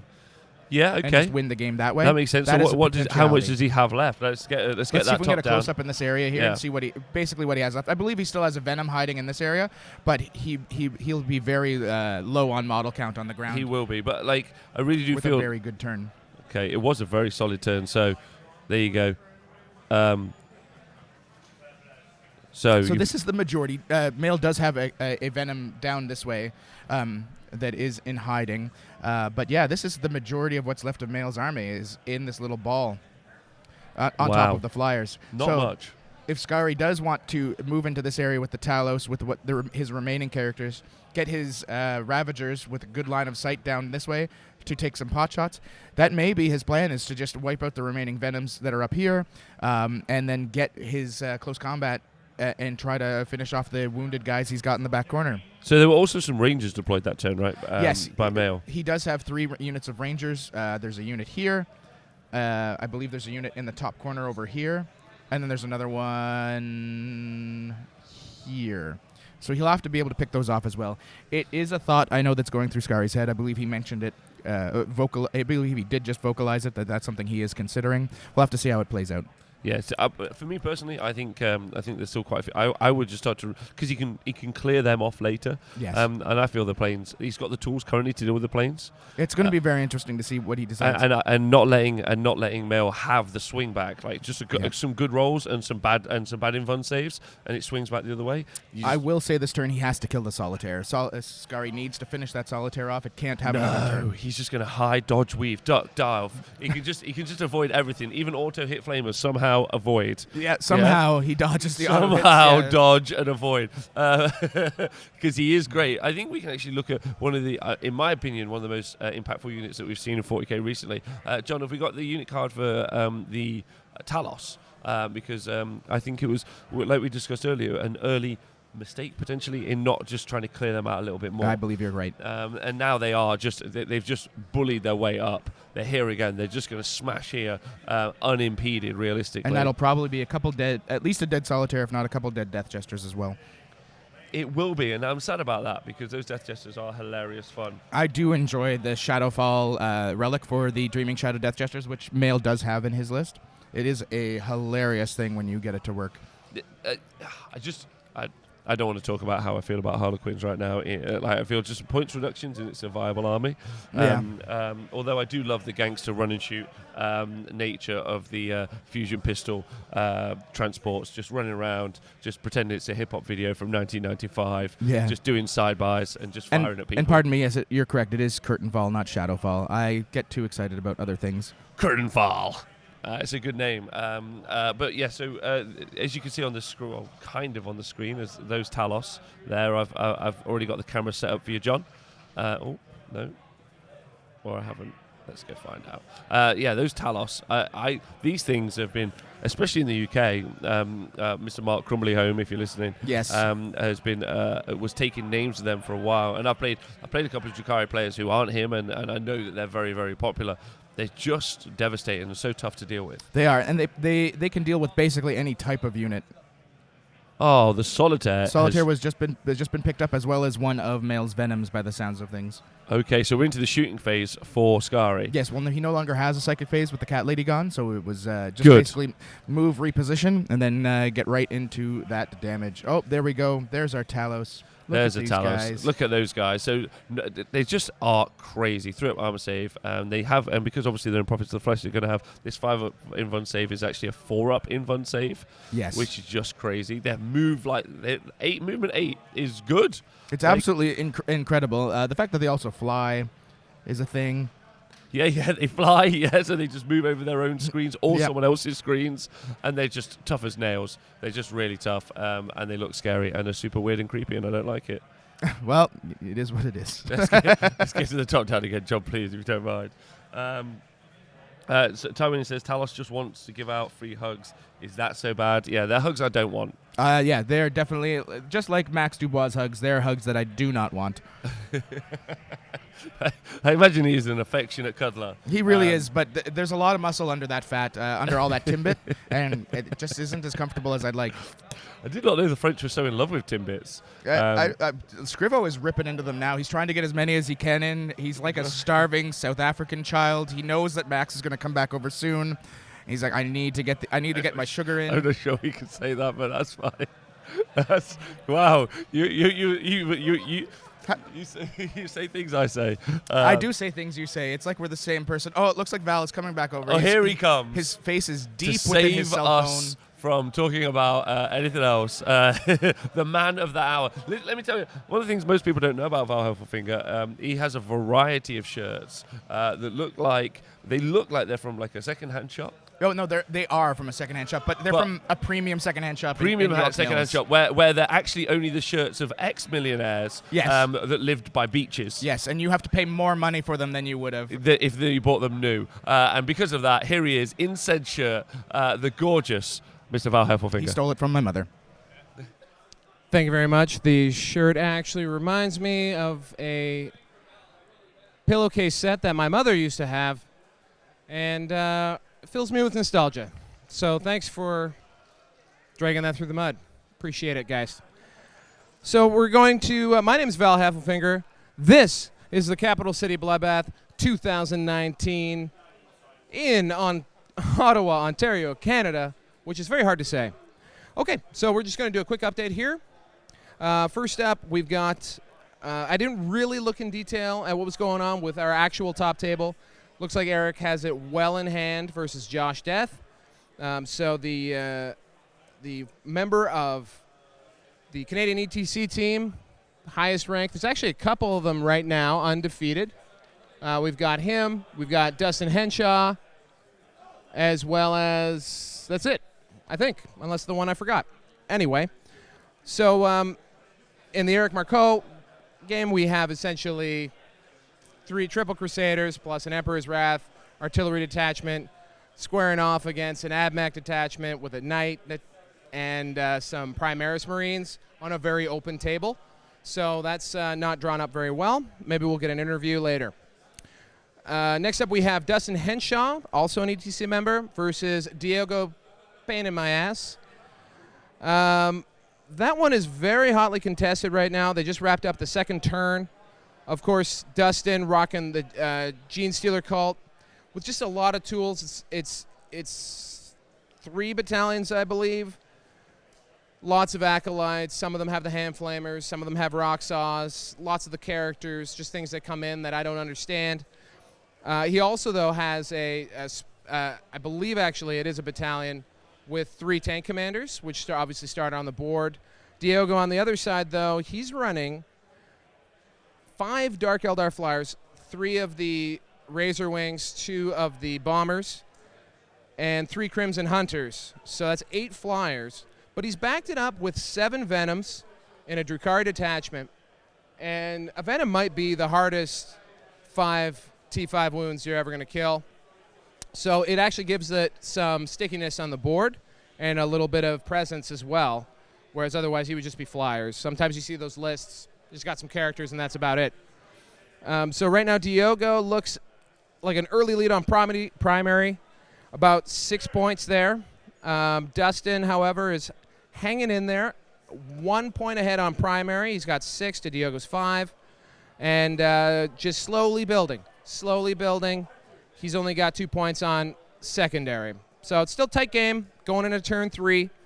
One thing I'm noticing here, Dustin did pick Recon, has not scored a single Recon point. So that's going to immediately put him at a disadvantage now. Can only really score, well, I guess he could still max out Recon if he gets his act together and they go 6 turns. Moving on to Jerome Pilon versus Tori Pitt. This game is basically almost a mirror match, virtually exactly the same. You've got a lot of Talos. In Jerome's list, you got 6. In Tori Pete's, you got 9. In both, you got 3 Ravagers, 3 Razor Wings. You've got a good amount of Grotesques, a little bit more in Tori's list. The main difference is that Tori, I believe, went with 2 Spearheads, whereas Jerome tried to get a battalion in there for the command points. Tori said YOLO. I don't need command points. He went with the double Spearhead. Started out hot. Looks like they're about halfway through turn 3 at right now. Tori looking to be ahead on primary quite a bit, 7-2. Jerome did get a kill and a hold. However, in turn 3, we'll see what Tori winds up with. On secondaries, they're about even, 7-6 for Tori, but looks like ahead for Tori. Meanwhile, we got world famous Jim Vessel rocking his list. I'll go into it another time. He's well ahead right now. He's sitting at about 10 points on primary to 3. He's got 2 secondary points to, sorry, he's got 4 secondary points to 2. But that's a big primary lead with a very strong board control list. Lots of Plague Bearers in his list, up against basically Riptides, Broadsides, Drones, and hey, Hazard Suits. Those are good, right? So probably just farming points at this point. Jim needs to get his points up if he wants to have a chance at first overall here. Finally, we got, actually second to finally, we've got a game, Jeff Pandierda, who I promised I would learn how to say his name, and I didn't. I just completely failed at that mission. He's running the Muscle Beach variant of Gene Stealer Cult, which means 30 aberrants plus a bunch of stuff and 3 battalions. Over on the other side, though, he's up against Scott Burdett, who's running Tau with the Hammerheads and Long Strike. Cyclic Ion Commanders, which I love. You might say they're sick. Lick. 2 Riptides. Not a lot of drones, though. That's problematic. Looking a little behind on primary for for Scott. Jeff well ahead there, and ahead on secondaries as well. Jeff might be playing a little cat and mouse with this one as well, just farming them points. Finally, I'd say today's People's Champion, Eric Scrivens, taking on Matt Celuros. Celuros is playing Mono Deathwatch versus Mono Custodes here. Eric is running the Custodes again. This is breaking news as of yesterday. No Callidius Grav Tanks, the only undefeated Custodes player left. But he does have 11 Aquilon Terminators with Fire Pikes. That's the core of the list. And he has just been crushing people with sort of a beta strike type move. There's not a lot of Deathwatch left. A lot of fun. Primaris Deathwatch, 2 big Aggressor and Intercessor mixed units, 2 big mixed units of Hellblasters and Intercessors, and then a couple Mortis Dreadnoughts. So it's got him this far. Probably not much further than that. 2 guys going real far today, though. The Falcon and Robert. Some call him Bobby Symes. Over to the booth. Thank you so much, Mr. Yes. Heffelfinger. Thank you, Val, and you are correct. I'm already at third base. I've gone as far as I think I can go, farthest I've ever gone in my life, despite having 3 children. We're back. We've got quite the game for us. We're zoomed in on something extremely spectacular that's happening, and that is the complete and utter dismantling of Mel Belcor's Yeah, armor. so to quickly catch you up where you are if you just joined us. We're into turn 3 for Skari, a male versus Skari. So you've got an Aeldari force and a Drukhari force in a kind of mirror match, but effectively we're into the combat phase for Skari, and a lot of big things happened. Yes, so Skari did manage to come in. He charged. What you're seeing here was he managed to charge in a unit of Talos. He got a big 11-inch charge, so he charged over the characters, got in behind them to smack Male's Shadowseer, which he had been trying to screen with the Venom and these characters here. So the Talos just were like, no, we don't even care. Jumped over, smacked the Shadowseer. He then had an Archon go into the Spirit Seer here. And I believe he had another character that did fail a charge to get into the Death Jesters. The Talos put all of their attacks into the Shadow Seer, dropped the Shadow Seer, but the Shadow Seer does have the ability to fight on death, which it did, and it killed one of the Talos in return. So which is just fantastic. it is fantastic. Ridvan does have one Talos left. It's a very scary. You could say he got the last laugh. He did, and we can just see now that secondary Archon has moved into after killing the Spirit Seer, has moved into that final Venom along with the Talos. That Venom's going to be ultra dead, probably next turn. What we need to talk about now, we were talking a little bit about boots on the ground as a possibility here for Skari. What you can see that's happened here, there's a unit of Rangers here. They're down now to 2 models, I believe, because these Kabalite warriors, they got mountain climbing degrees from community college. They did. They The rolled grapple hooks from Batman. Yeah, so they were hedged up against here. They rolled a nice 11-inch charge, so they just climbed all the way up on here using their nice little grapple hooks. He did re-roll the charge though. He did re-roll the charge re-roll to get the it. charge. But so he climbed all the way up. He's a big machine. He's gonna try to finish off this unit. So all Mail has left, really on the board in terms of boots, is he's got this Venom. I believe he has 2 Rangers that are hiding back here, and he's got another unit of Rangers and Kabalite warriors that are kind of off screen, right in this building. No problem. There So you go. you see them right here. There's Kabalite warriors on the ground right beside them, and 1 Venom right here. And that's all he's got left on the ground, other than the 3 flyers. So Not a lot. So Skari, it does sound like he is going to try. He is going to try and take those units out, and Which you mostly, called. I ignore the flyer. I thought he'd go for the planes. I'd nullify the threat, but no, you said he's going to go for that, and it seems like it's going to work out for him. It does seem, but I mean, it's still anybody's game. Those flyers are extremely deadly. A lot of Skari's models currently are in the same place, so those flamers can do a lot of damage if the Hemlocks get in on them. It is something he is a little bit worried about, but his main concern this turn was killing the Solitaire and getting rid of some of those character support. But thankfully, the Solitaire died. And the Solitaire did die to shooting from one of Skari's Ravagers, I believe. Yes. And so it's very interesting where we're sitting at right now. Skari's other Ravager did put a couple wounds on one of the flyers, the one that's at the bottom of the screen here. You can just see his little nipple hanging out. I believe that's his nose, but I mean, whatever. It's anatomically correct, as all flyers are.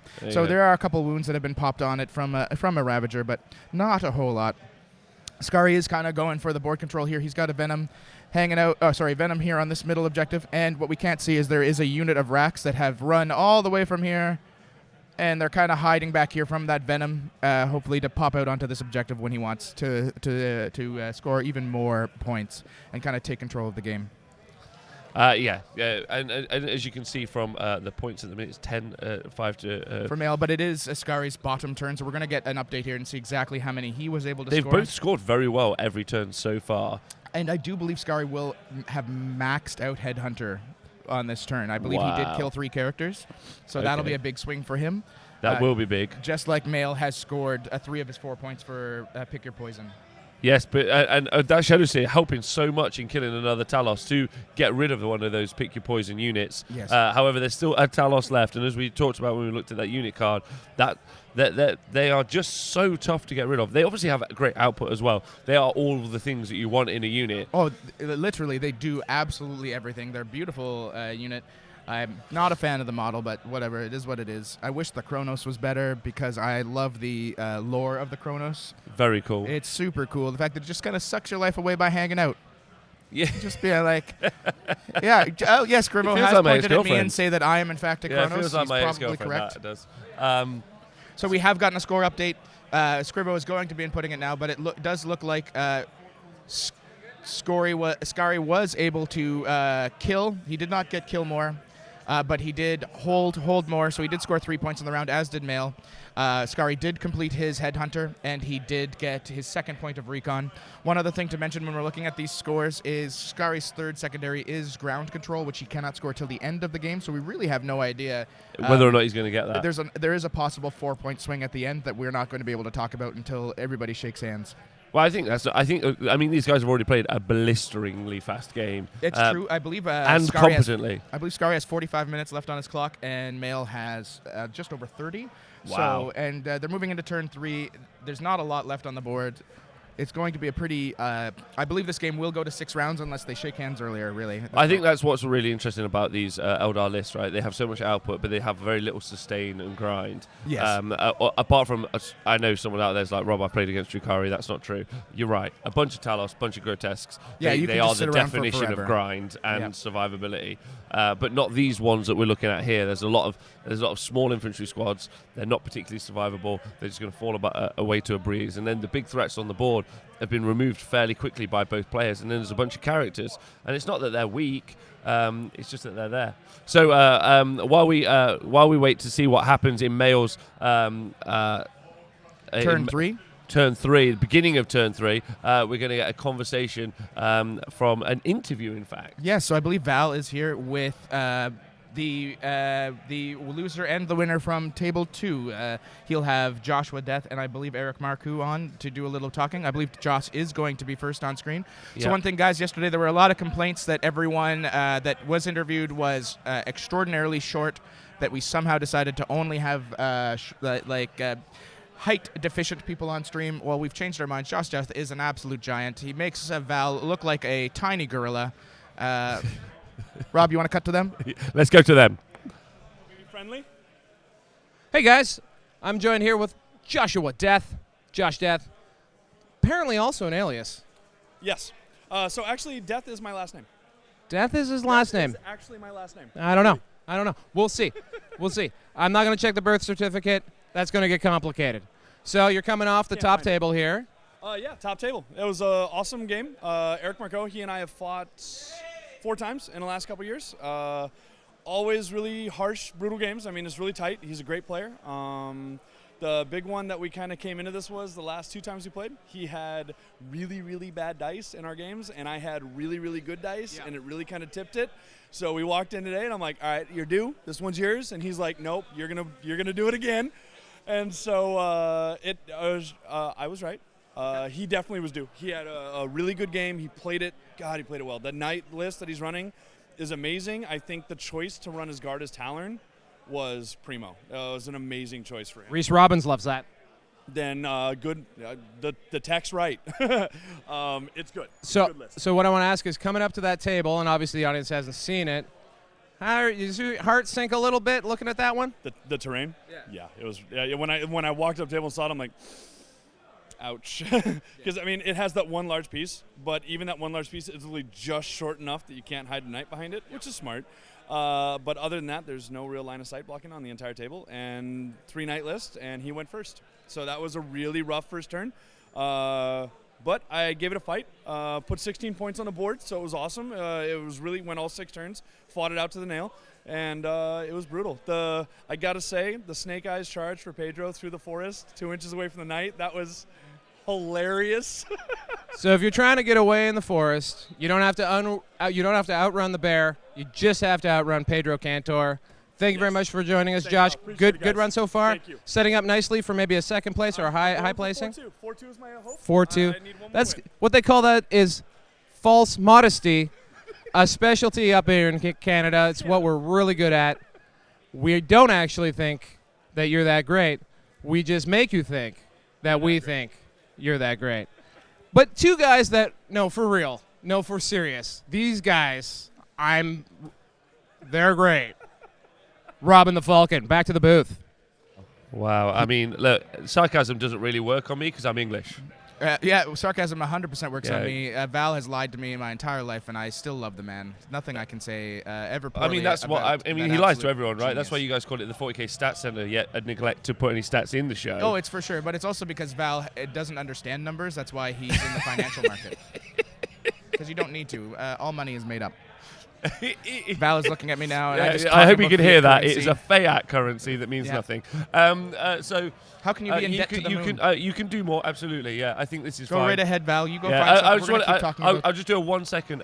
Currently, from what we're learning from the tabletop, Mail's in his turn, and what his aim is to do is to try and wipe out units to stop Ascari from scoring recon. Yes. That's what we've heard from our table boss. So that's what he's currently doing. Whether or not he does that, we'll come back to that in a moment to let you know.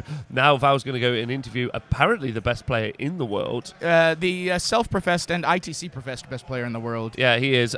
However, he may be the best player in the world, but still doesn't know how to wear a hat properly. No, but I will tell you this about Jim Vessel. He is going to be on our $5 bill soon. Yeah, one day soon. Val and Jim. Hi, guys. Just snuggling here with JV, Jim Vessel. What's up? ITC number 1. Something like that. Something like that? Yeah. Well, you can see he looks a little cuddly and friendly right now between games, but you can tell that there's a potential for a surly demeanor here. But, Jim is a good guy. He's a good guy, wonderful guy to run into, unless you're his opponent this round. What happened? We played Dawn of War with 5 objectives, and I got to go first. And basically, he had 2 marker lights in his tower me. I sniped out his one of his marker light guys turn 1 with snipes, and then so he basically was hitting my whole army on 6s his turn 1, which was awesome. So he killed like 8 models, and then I charged a lone fire war unit with some bloodletters and ran the mirror up behind them and basically tagged his whole army and just mirror right behind, and he literally didn't shoot till turn 4. He shot 1 Riptide in turn 4, and then I just heroically intervened and smited the rest of his army off. Yeah, it was not pretty. Everything was in combat with like leadership 6 drones, so he wasn't going anywhere. So yeah, he just couldn't shoot me basically for 4 of the 6 turns. So for the folks at home who may not know this, the Epitome replaced the world-famous Contemptor C-Beam Dreadnought. I think for some good reason. What does the Epitome do? So it's got 3 tricks that I use it for. Well, first it's like a Demon Prince almost in combat. Got 10 attacks, strength 6, high AP, and multiple damage. 2 guys holding a mirror and moving them have 10 attacks? If I ever move, I want to get these guys to help me out because they move 12 inches with that mirror, which is crazy fast. Even though the normal heralds only move 6, it makes literally no sense. So they're just well, there's 2 of them, so twice as fast. Yeah. And then prevents fallback within 6 inches if you don't roll under your leadership on 3d6, which is big, because with the -1 to leadership within 12 bubble, leadership 8, you got to roll a 6 because you're down a 7, and then you got to roll 6 on 3d6. If you tag 2 or 3 units in combat, it's really hard to get away. Would an ethereal help them get around that? It did, and that was the only reason. But I killed the ethereal quickly after because I was like, yeah, he's got to go. And then it also can hold the Forbidden Gem, which is a super feel bad relic. Yeah. What does that one do?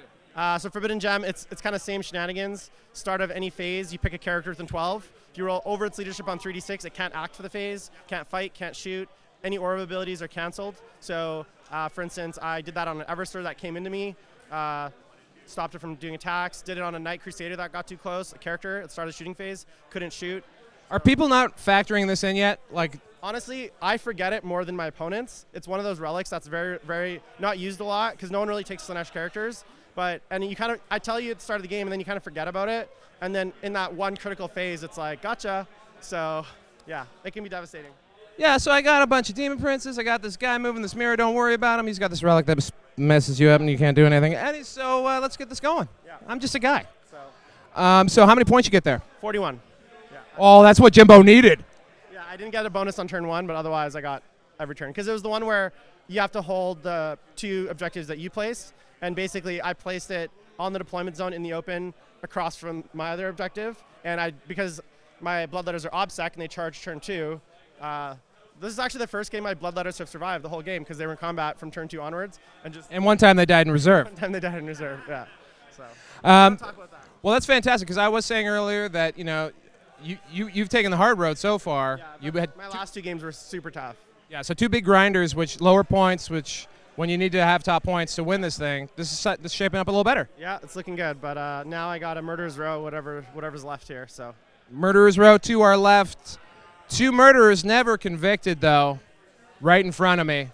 Rob Symes, the Falcon, dicking around somewhere else. Oh, here he is, over to the booth. I tell you what, a lot of people have talked about that man, that Jim. I've heard about him, and he has lived up to everything I've ever heard. Yes, he does look charming, like he's drunk nice, all the time. Oh, talented, yes. graceful. Yeah, a beautiful man. He's actually a ballerina as his 3rd job. Unlike Ridvan, he is a professional chef, a ballerina, and a professional Warhammer 40k player. Very interesting, whereas Drukhari is a surfboard polisher. Yes, exactly. A waxer, as it were. And talking about the tabletop here, we are going to show you how he has waxed his opponent off the board. Yes, but I mean, we're looking now at Mail making a bit of a comeback. He has pulling out all the stops to try and make this a game, and I think it's going to be. Okay, we'll get the top down. I know it's not quite as crystal clear as these other fancier cameras, so apologise about that. But we'll just do a quick overview, and then we'll go back to a nicer look so you can see a tactical shot. So we're currently in Mail's turn 3. You are correct. We're in Mail's turn 3. Which is the bottom of turn 3, and some excitement's happened on the tabletop. I'll catch you up as the Falcon learns what has happened. But the Flyers have obviously moved here, and here. They were all centrally kind of positioned around here at the start. And as far as we were aware before we took a break, we were expecting Mail to try and go and clear units out so that Skari couldn't score recon. Is that what happened? Yes. So Skari did have a Venom hanging out here. He had another Venom here. He had a unit of Rax right here. And so what happened is we saw the 2 Flyers that moved down here, along with the Venom that had been on this middle objective, came down here, discharged its Kabalite Warriors. Sorry, that Venom actually went here, discharged its Kabalite Warriors this way, and then put its shots into the Rax that were hiding under here. This Hemlock Wraithfighter was able to kill the Venom on this objective. This Hemlock killed the Venom that was hanging out here. 4 of the Racks were killed by this Venom. Which then, FYI, with one left, made a 12-inch charge, I believe. Angler's just got in. That was the excitement we just heard from the tabletop. Yes. He needed exactly 12 inches. He said, why not? The Rack's not going to be able to kill me anyway. Rolled for it just for the sheer luck and made the 12-inch charge to try and finish off this remaining Rack. So the big thing here is Mail is really trying hard to keep Skari from getting any kind of recon. Now, that being said, Mail is still in a lot of trouble in this area. He just has his 2 Death Jesters and a Venom with a couple Kabalite Warriors hanging out up here. And the majority of Skari's fighting force is all right here. Wrapped up. And they are looking to do some punching. So it's going to be I think this game is going to be extraordinarily close. One thing you guys can't see is every time a roll goes Mail's way, he jumps into the air, and his standing high jump is probably about 4.5 feet. Yeah. The man, we have not cut to this man. He is an Olympic athlete in every sense of the word. I know there are actual Olympic athletes that play this game, but I'm quite sure that he should be. I think he should be. I think maybe we should include some sort of physical activity in and around also playing the game at the same time. I know Tom Layton currently watching. He prowls a tabletop and was once recorded having done over 800 laps of a board during a match. I wouldn't be surprised. I mean, Tom Layton is an absolute unit in every sense of the word. It does look like we have Val Heffelfinger here. Again, this guy is just spoiling us with interviews with some of the top tables. Some of the best players in the world. And I believe you'll recognize the person that he's with if you happen to watch any of our coverage yesterday. He has got Jeffrey the Pandareda. Someone who I had the pleasure to meet, and he's a lovely man. He is a lovely man. He is a tree trunk in the Warhammer community. He does, however, currently look like he is a poet about to do some riffs along with Val. A beat poet, as it were. Yeah, a beat poet. So here they are, our street beat poets, Val and Jeff. I assume that means the camera's on me and Jeff. Now, Jeff, I've been murdering your name all tournament long. Please, for me, the viewers at home who didn't just hear Falcon flawlessly say it, how do I say your name? It's Jeffrey Pandarada. Jeffrey Pandarada. Why is that so hard? It's not hard. The accent is Pandarada. Jeffrey Pandarada. There you go. Okay. So you're playing a list right now in your own image, Muscle Beach. That's it. I mean, you're jacked AF. Yeah. You're ripped, dude. How's it? I mean, obviously, you've achieved T-Whip. Yeah. Tournament in winning position. That means he's gone 4-0 at a major or GT. High five. That's awesome. Is this your best start? This is definitely my best start. Yesterday was my first time at a major going undefeated. So it's been a good weekend. It's been a good weekend. I just recently came off from 2 months off of playing 40K, and I just wanted to come back to something that I'm familiar with, which was my 30 Aberrants. And for some reason, they're just smashing today and yesterday. So I'm having a good time. For some reason, Aberrants are smashing. I think that's kind of what they do. That's what their whole thing is. So what were you playing against? How'd it go? Right now I was playing against Tau. So he had Long Strike and 3 Hammerheads. And then he had two Riptides, only 5 Shield Drones. And then he just a couple of like strike teams and some Cold Star commander suits and stuff. personally, I think he lost in deployment. He castled up in a little corner, and it got to the point. Hef told you about that, guys. I don't know if you remember, but I did say, castle up in the corner, gave up the whole board. That's because I know Warhammer. Like, I had the rest of the board holding recon with just, like, characters hiding around, getting the bonus points. But once I was able to get in, like, a Riptide survived on 1 wound, and he literally couldn't fall back because he had a 4-inch movement.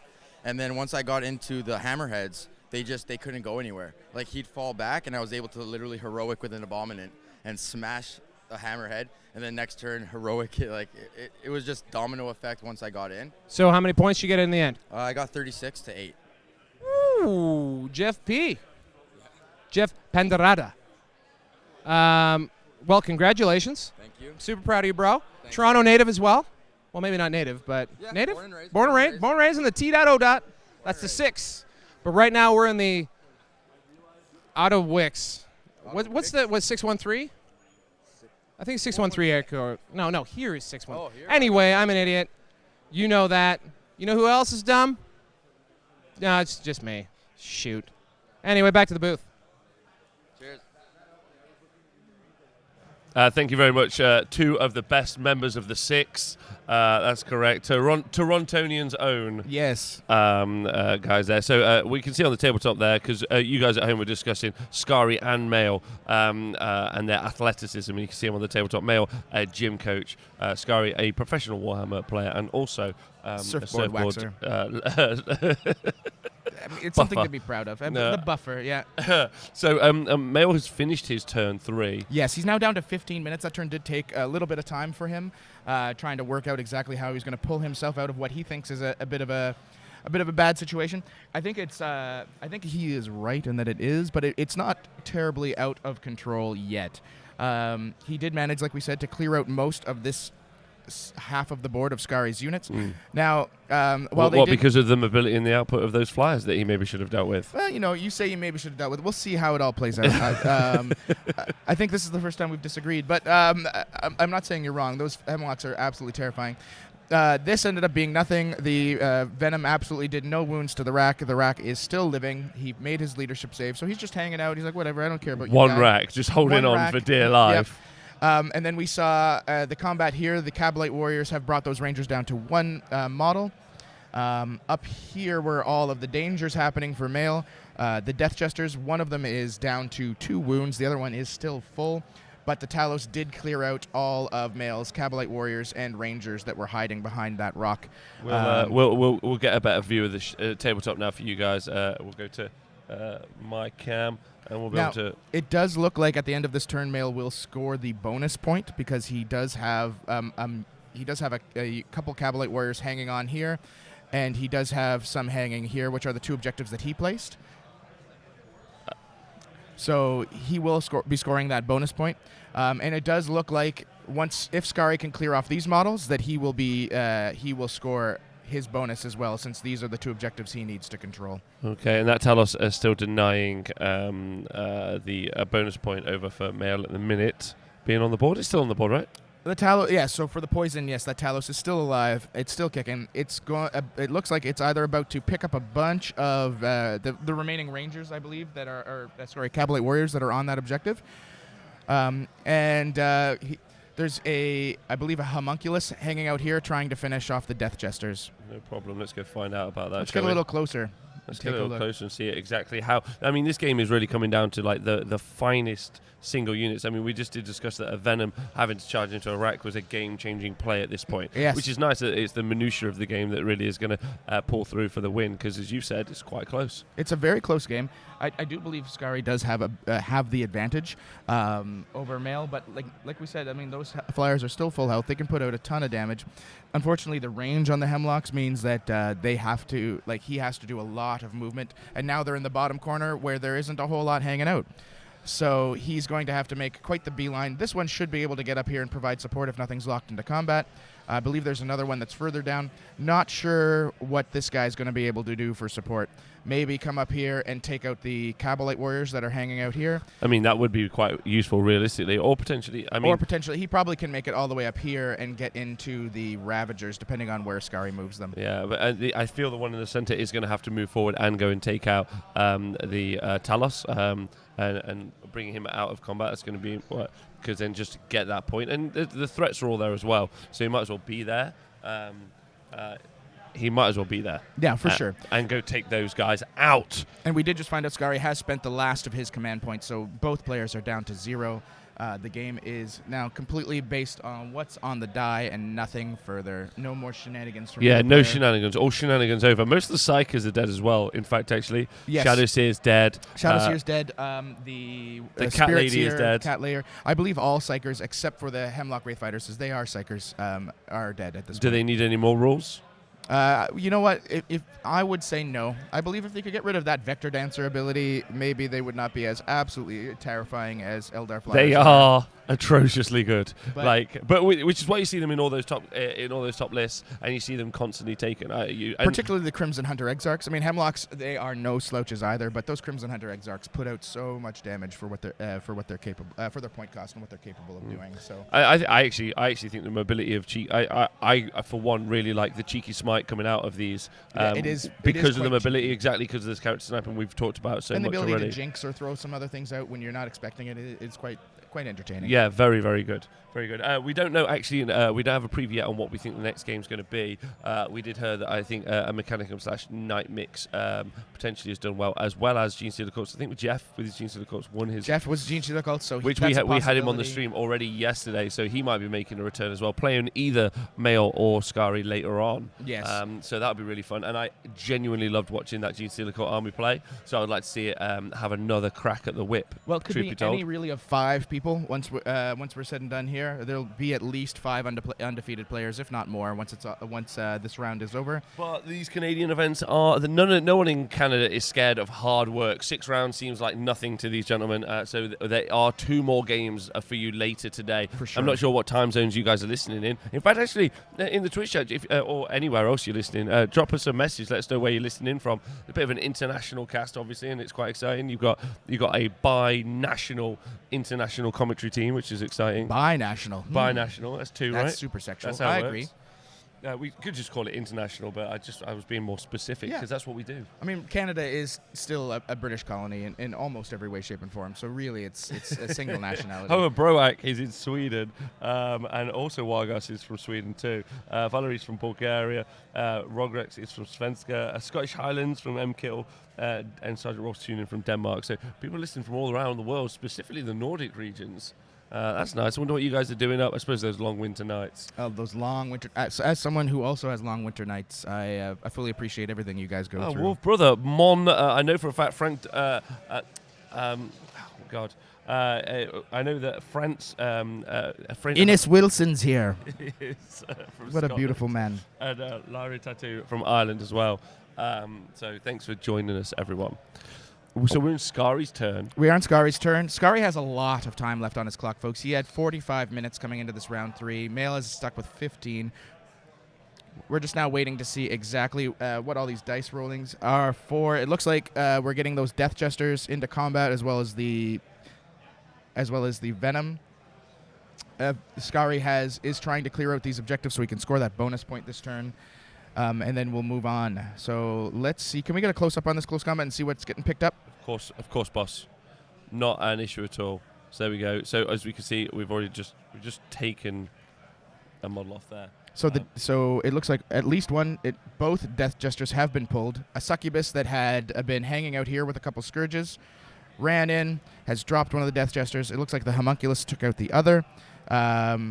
This Talos and this Venom cleared out the remaining Kabalite warriors. So there's just a Venom.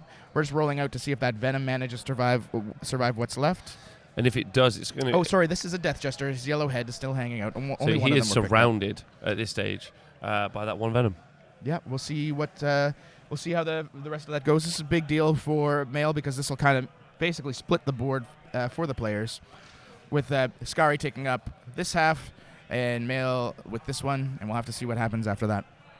Okay, so the combat phase over now, I think, so that turn's done. Yes. So This was a very quick turn the for players Skari. are doing very quick turns, and we'll get you what the scores are as we pale through. But like you said, it's going to come down to the wire, which is not what I was expecting, realistically. No, it's a very close game. I'd like Twitch chat. If you are a subscriber on the Twitch chat, you can use either the blue or red emoticon to let us know who you're rooting for. Red obviously would be the top player, and that would be Mail with his Aeldari. Or if you're rooting for Skari, you can use the blue emoticon. And bring Nick that Fu, up. you are correct. California is its own country.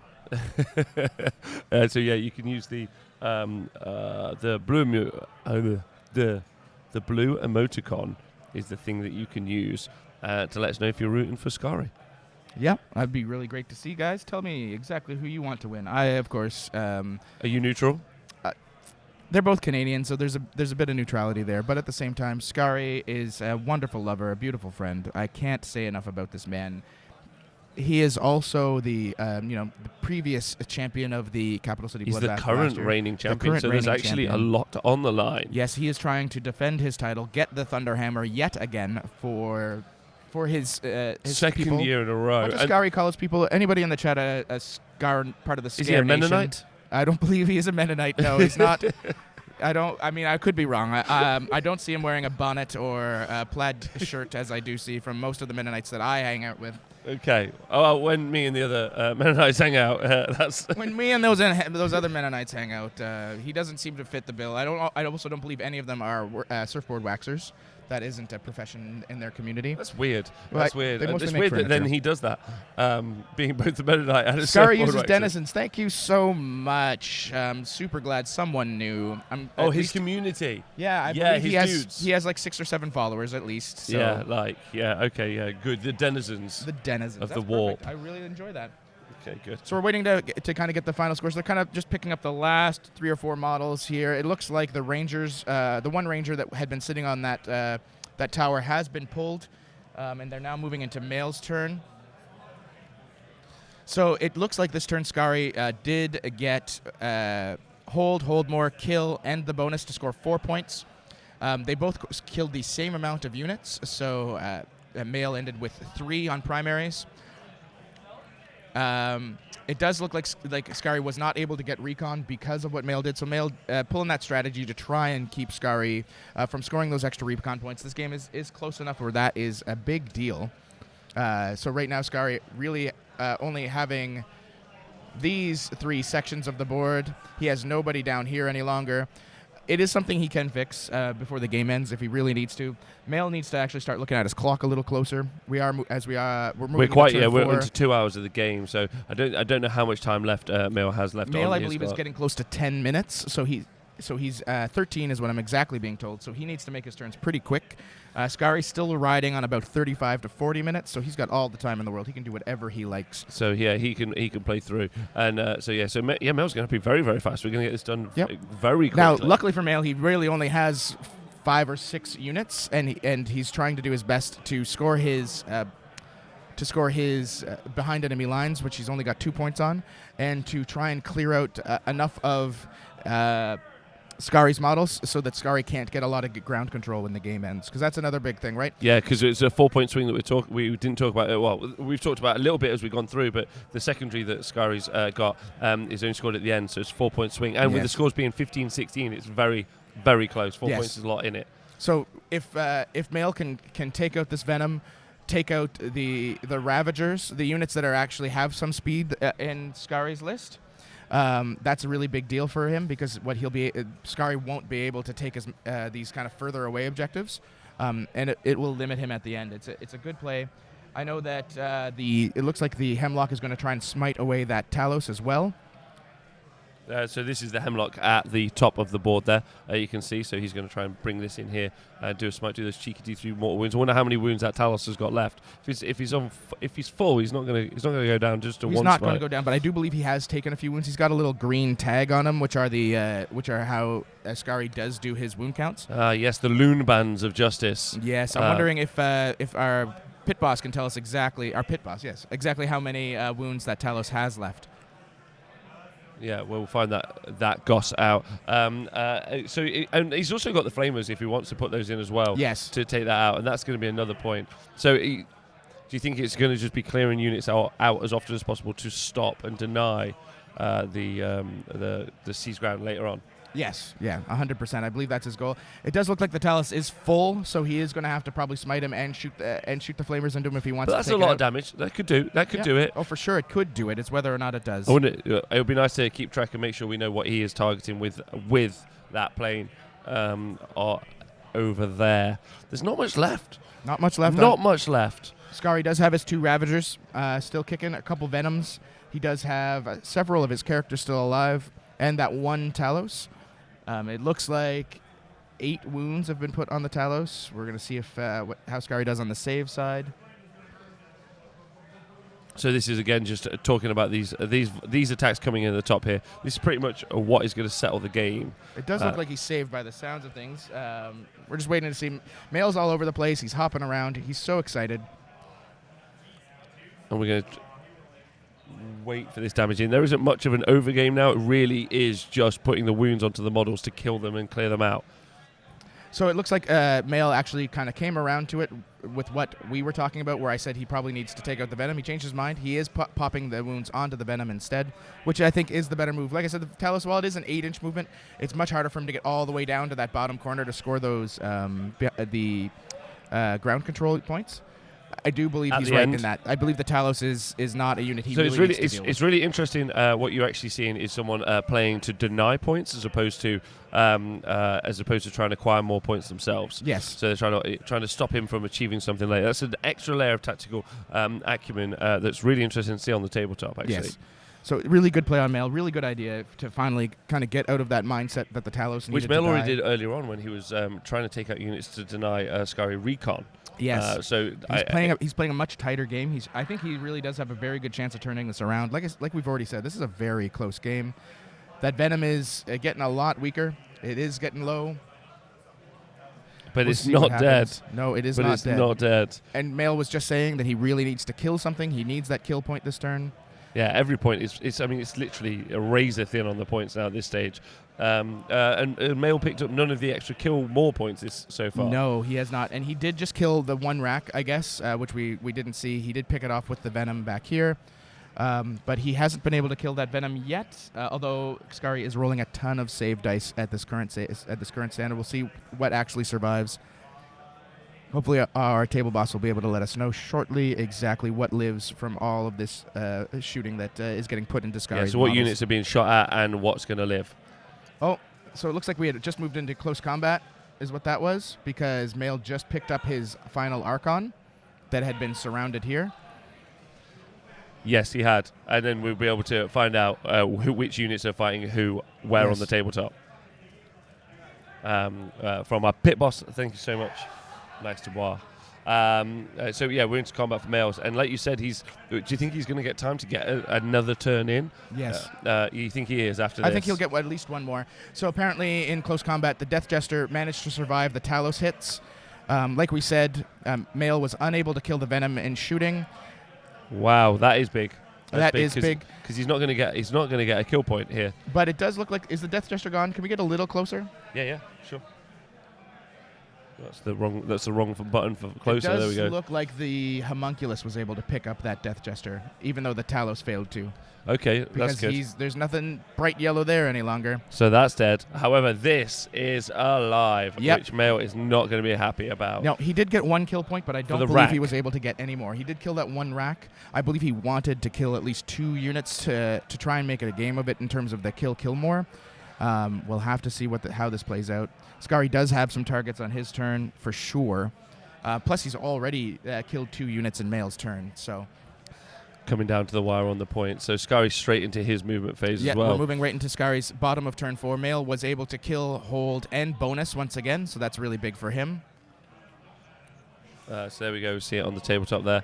The motions of those oceans there, and what he's trying to do. He's just trying to get. Do you think he's trying to get away from the flyer?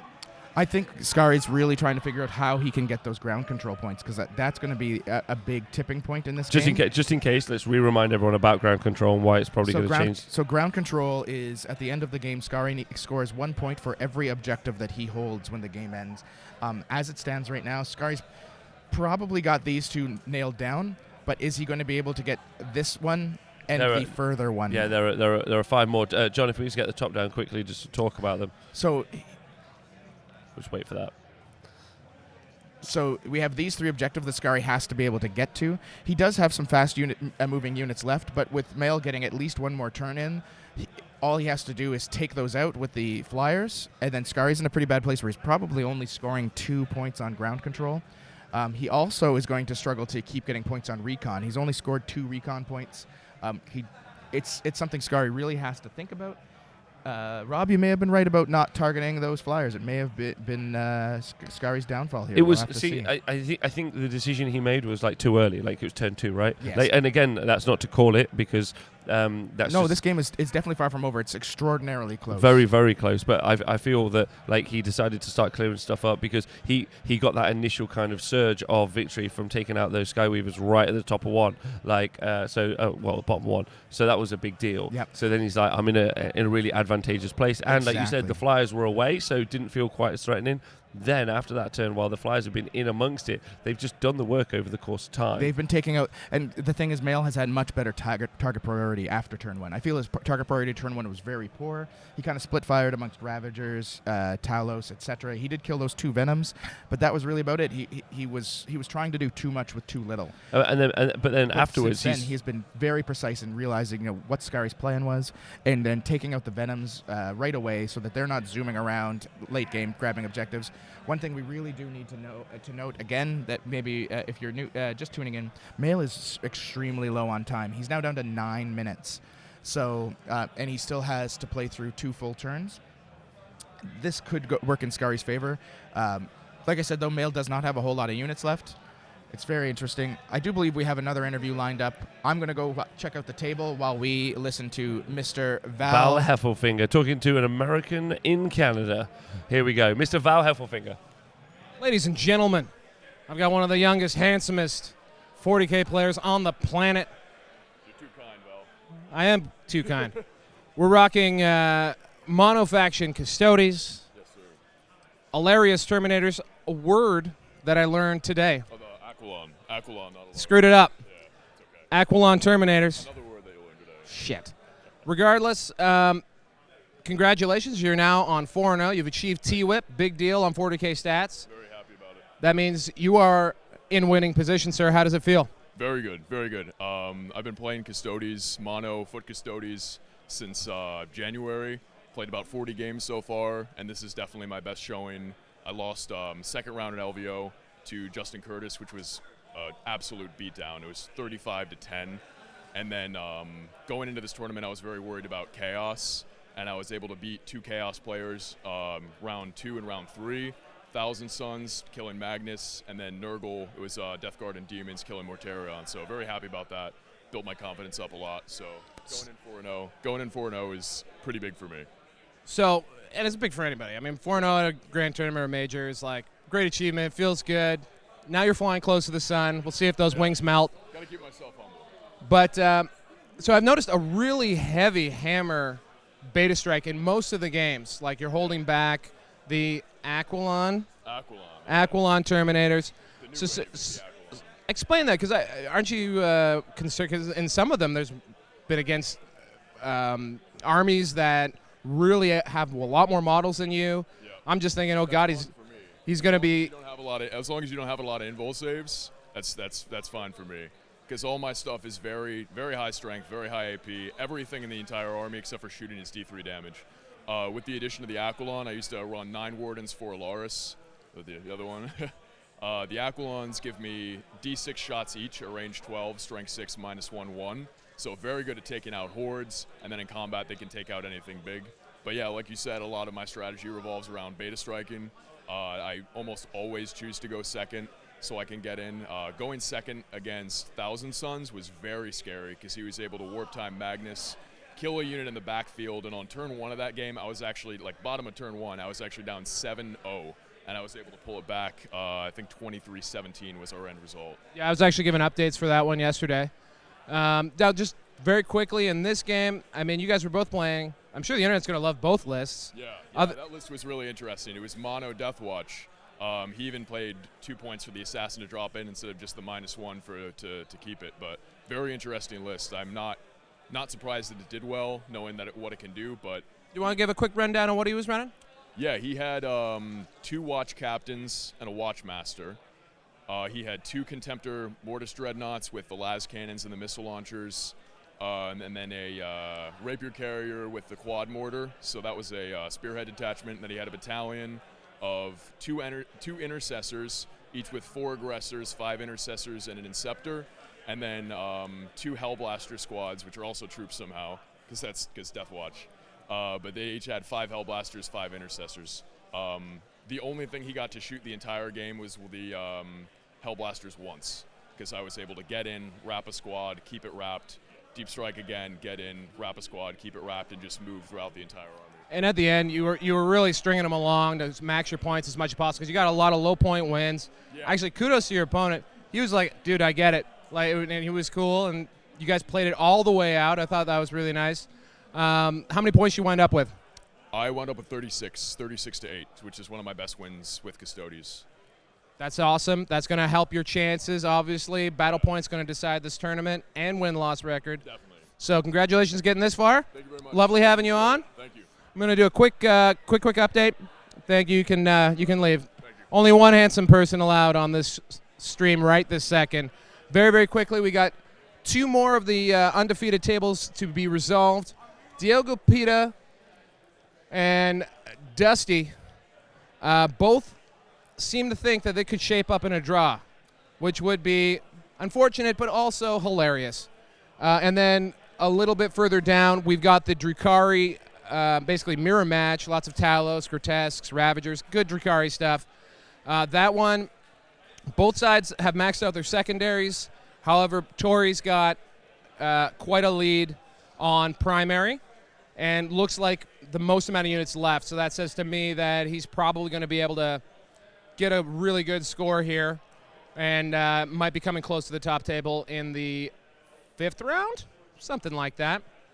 So now I'm going to start talking as if I'm wrapping it up because that gives other people on the broadcast the opportunity to scramble back to their chairs, look at their screens, give that camera a wink, and let it rip. Quite how long he wanted us to come back for, but he's a wonderful man and I appreciate him deeply. I'm really glad. He definitely looked like he was sweating there. Yeah. But Val is always sweating. It's just something he does. He has a disorder, some kind of disease. It's This a little strange. that you can see here is the story as is. There's some other stuff that's happened, but effectively we're down to time. Where Mail has got nearly 8 minutes left. Skari, as you can see, been playing very fast and got a comfortable amount of time. Yes. And it's very, very close and really interesting. Also, big shout out to everyone watching and listening. Thank you for joining us for this game. It's been really, really fun. It's been an absolute blast. This has been an absolutely nail-biter of a game. So what you missed while Val was talking to Eric Trock and all those other beautiful people, telling you about all these beautiful games, Skari, on his turn, he ran his Venom over here to grab this objective. He then moved his Talos over here, made a relatively long 9-inch charge into this Venom. And then he took some pot shots, managed to put a couple wounds on a Hemlock Wraithfighter, destroyed another one of the Venoms that had been hanging out. So it's very, very interesting. Mail also, one thing we missed last turn, just because of the way the camera had been positioned while we were talking about the big fight. Mail had his Void Raven bomber in a very terrible position and hadn't realized it until it was too late. He wasn't able to pivot because of the base where he had him placed, and ended up having to fly off of the board. And so he just lost the Void Raven just lost bomber. the Void Raven bomber. Wow. And he just about lost one of his Hemlocks, actually, for the same reason just now. Really? Yeah, but he didn't. He was just in. Yeah, I believe he just managed to hold it in. And even as mobile as those Eldar flyers are, like at the end of the day, sometimes he's having. That's one of the issues with those. Not the Void Raven specifically, but the Hemlocks, those short-range flamers, meaning that in order to get near the units they need to get to win the game, means they might just end up just killing themselves turn after. So yep. thankfully. So do you know what? I'm wrong from earlier. Scary was absolutely right. He didn't have to deal with the flyers. They dealt with themselves. Yeah, apparently you can just sometimes they'll just go on suicidal rampages.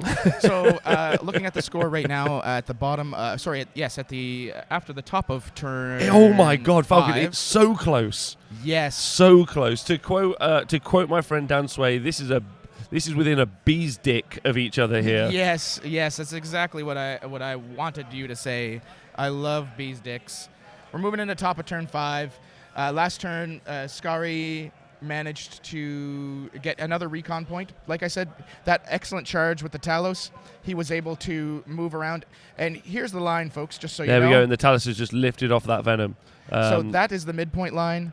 The Talos managed to just sneak its way into this corner. With the Venom being up here, he got that beautiful third recon point that Mail was trying to avoid him getting. Mail tried 2 turns ago to start taking out units to stop him doing recon. Exactly. So it was a really good play. It was a clutch charge roll is really what it was. 9 is not, without any rerolls, very hard to do. He did manage to pull it off. Good play by Scary there. Good play by the dice as well. It's nice when they play ball. Yeah, when those dice start doing what you actually want them to do, it's a big deal. So now it's really starting to turn. Mail had just said that he thinks Scary's got it because with the play here, killing this Venom getting not dying to the Hemlock that had been up here, that was really huge for Scary. Yeah. So now we're looking at Scary holding at least 4 objectives. Mail only really has the 2 flyers that can do a ton of damage to him. And Mail doesn't have much time on the clock to be making decisions and thoughts during his turn. Exactly. He's going to have to be using Scary's time to be thinking about what he's going to do next, while still simultaneously trying to react to what Scary's up to at the same time. Which, by the way, folks, is what you should always be doing. Always be doing. You should be. It's an economy of thought. You should be spending time in your opponent's turn deciding what it is you're going to do in your turn. Absolutely. And then, as you can see there, the score 22-21. Now, as you can see, Mail has actually only ever he's never killed more. He's only ever just killed a unit per turn. And he's done it every turn, which has been nice, and actually picked up a couple of bonus points, which is good. Whereas Scary's always killed more every turn. There was the one turn where I believe Mail did score more. That turn where he killed 5, but I believe that was it. Oh, no, that turn, Scary managed to equalize it. They both killed 5 that one turn. Yeah, So He's not. What a murder fest that was. The overlay is correct. I'm so proud of the team. So, Mail has lost another unit. He's kind of looking at everything now. I think he thinks he's in a pretty bad spot. He really just has 2 Hemlocks. He's got a man hiding in a corner way down, well below where the screen is, I believe, down here. Yeah, see right here on this objective. So he's helping keep him in the game because people are asking about boots on the ground. This is what we're talking about. Yeah, so it looks like Scary was now able to start picking off the Hemlocks. Oh, Jonathan, thank you for subscribing for 12 months in a row. The Ravagers just dropped a Hemlock. The Ravagers just dropped the Hemlock. Which was up here? John, can we get the top down, please? Just so we can actually see what the hell's going on. That's what we want. Thank you so much. What happened to the first Hemlock? What happened to the first Hemlock? There's 2 of them are So we have a Hemlock over here, and the other Hemlock, suicided himself as well. Suicided himself as well. So when I said that I thought he had enough room to escape, he didn't. So the Ravagers blew up 1. So kind of a misplay there. Void Raven Bomber. He lost 2 flyers to poor positioning. Wow. Trying to get a little too aggressive, trying to clear those units off the objectives, and it didn't work out. Jared TB, I just want to say thank you for subscribing also on Twitch. And thank you, Germanticor, for correcting. Yes, Drukhari do get rerolls because of Power from Pain after round 2. So, yeah. Are just waiting to see exactly what happens. As you can see, there's still that Talos, that cheeky Talos, which is denying the point because the Talos is not dead. It's located here, and that is the extra point that Mail is looking for. I believe that it's hard to say because the screen's got a little bit of mudge, but I think the Talos is here to charge the lone Cabalite Warrior. I believe he actually removed it. He was there, but he's just like, whatever, I don't even care. Can we just talk about these Talos, FYI? These Talos have done this. Been here, avoided all the Skyweavers, lost 1 to Skyweaver, went up here, murdered stuff, went here, murdered stuff. He's traveled the world. And now this Talos is here. So that's been his route. Around the world in 6 rounds. So while we quickly wait to find out what happened, we have someone that actually makes Val Hasselfinger not look quite as boss and as healthy as the man himself does. Oh no, they're talking about sneakers. They are Using talking them about English. sneakers. We'll let them talk because it does look like they're finishing up the game right now. I believe Mail has called it. He's just going to see if there's any extra points he can score. He really just has one unit, and the Hemlock left after that other one decided to... Sorry, not even Hemlock. I believe he just has one unit left hiding on the board. And Mail only's had a few minutes left. Okay, well, let's go over Let's cut to let's Val, cut to Val and then we'll interview a come man back who to looks finish this great. There we go. So we've already had Muscle Beach on for a recap at the end of round 4 here. Now we have a man who would actually be comfortable on Muscle Beach himself. I would be. I wouldn't lie about that. This man actually owns a supplement store. Bloodbath supplements. You can get all your supplement needs from us.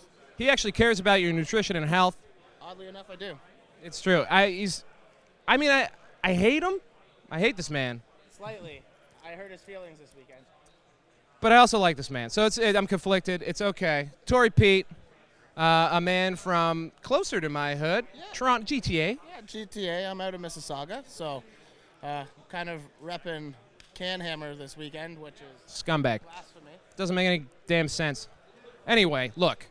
Tory Pete here. He was playing all the good stuff from Drukhari versus pretty much all the good stuff from Drukhari. Mirror match, basically. Yeah, essentially, it was a mirror match. The only discrepancy between our lists was I had 8 Talos, he had 6 Talos, and I had 8 Grotesque, and he had 7. But the difference was he had Urain, so he's getting the benefit to attack, so the +1, and he also had Rax to be able to hold objectives. The difference between how he played versus I played, he kind of went for the harder to kill things. From playing Scary so much, learned that it's about getting the kills and trying to get the extra bonus points that you can when you can. So I was trying to go for his easier kills, get his vehicles that are going to hurt my vehicles, and then play the range game. So by turn 2, I killed all his Ravagers and planes, but 1 plane and 1 Ravager. So then I just kind of kept to the outskirts while I slowly whittled him down getting in there. That was the most cogent stream of thoughts I have ever heard come out of your mouth.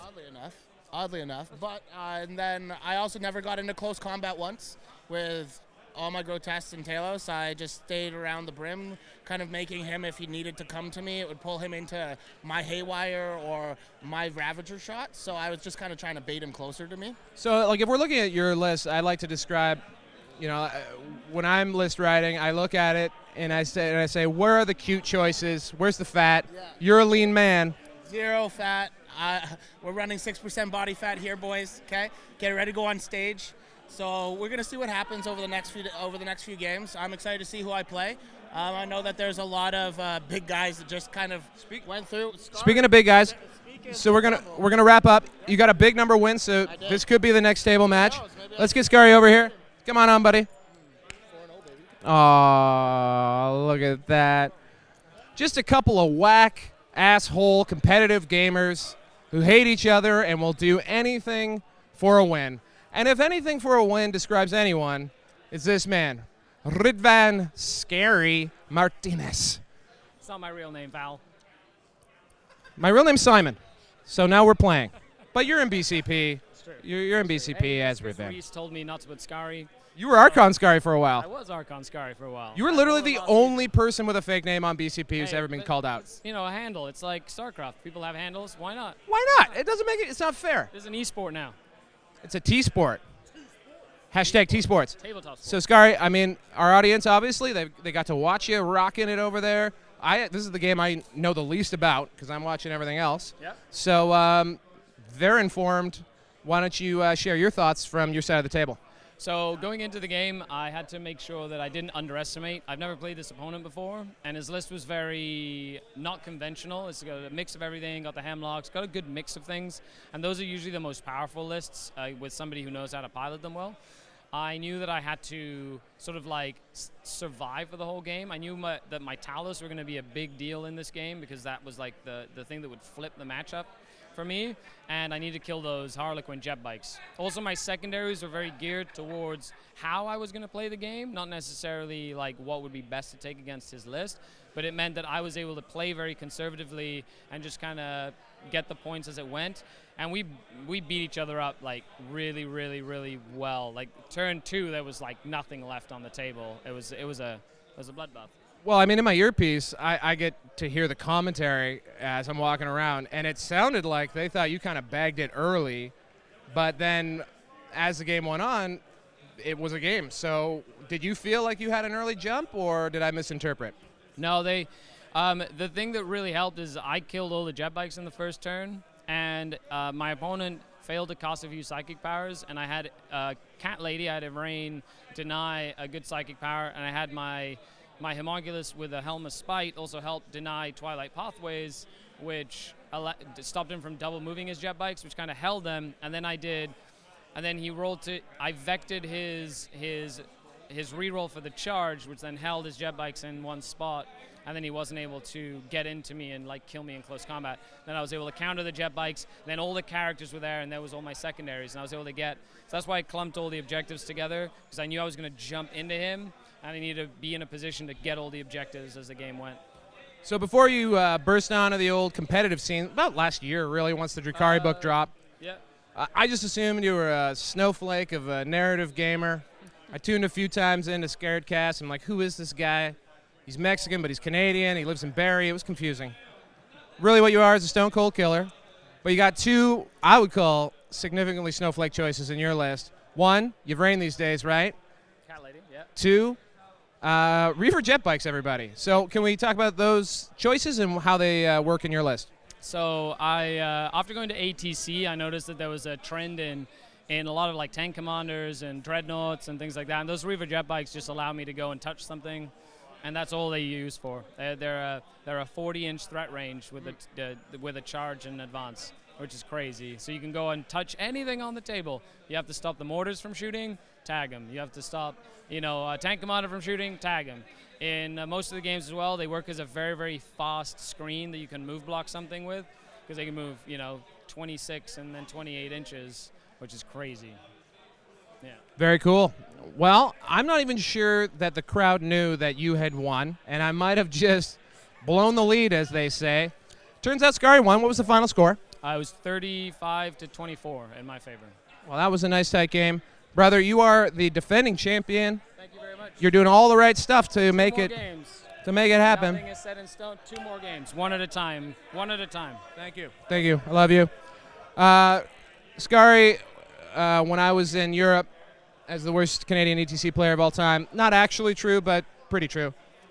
He was like the only guy on the team who kind of held my hair as I threw up violently every night.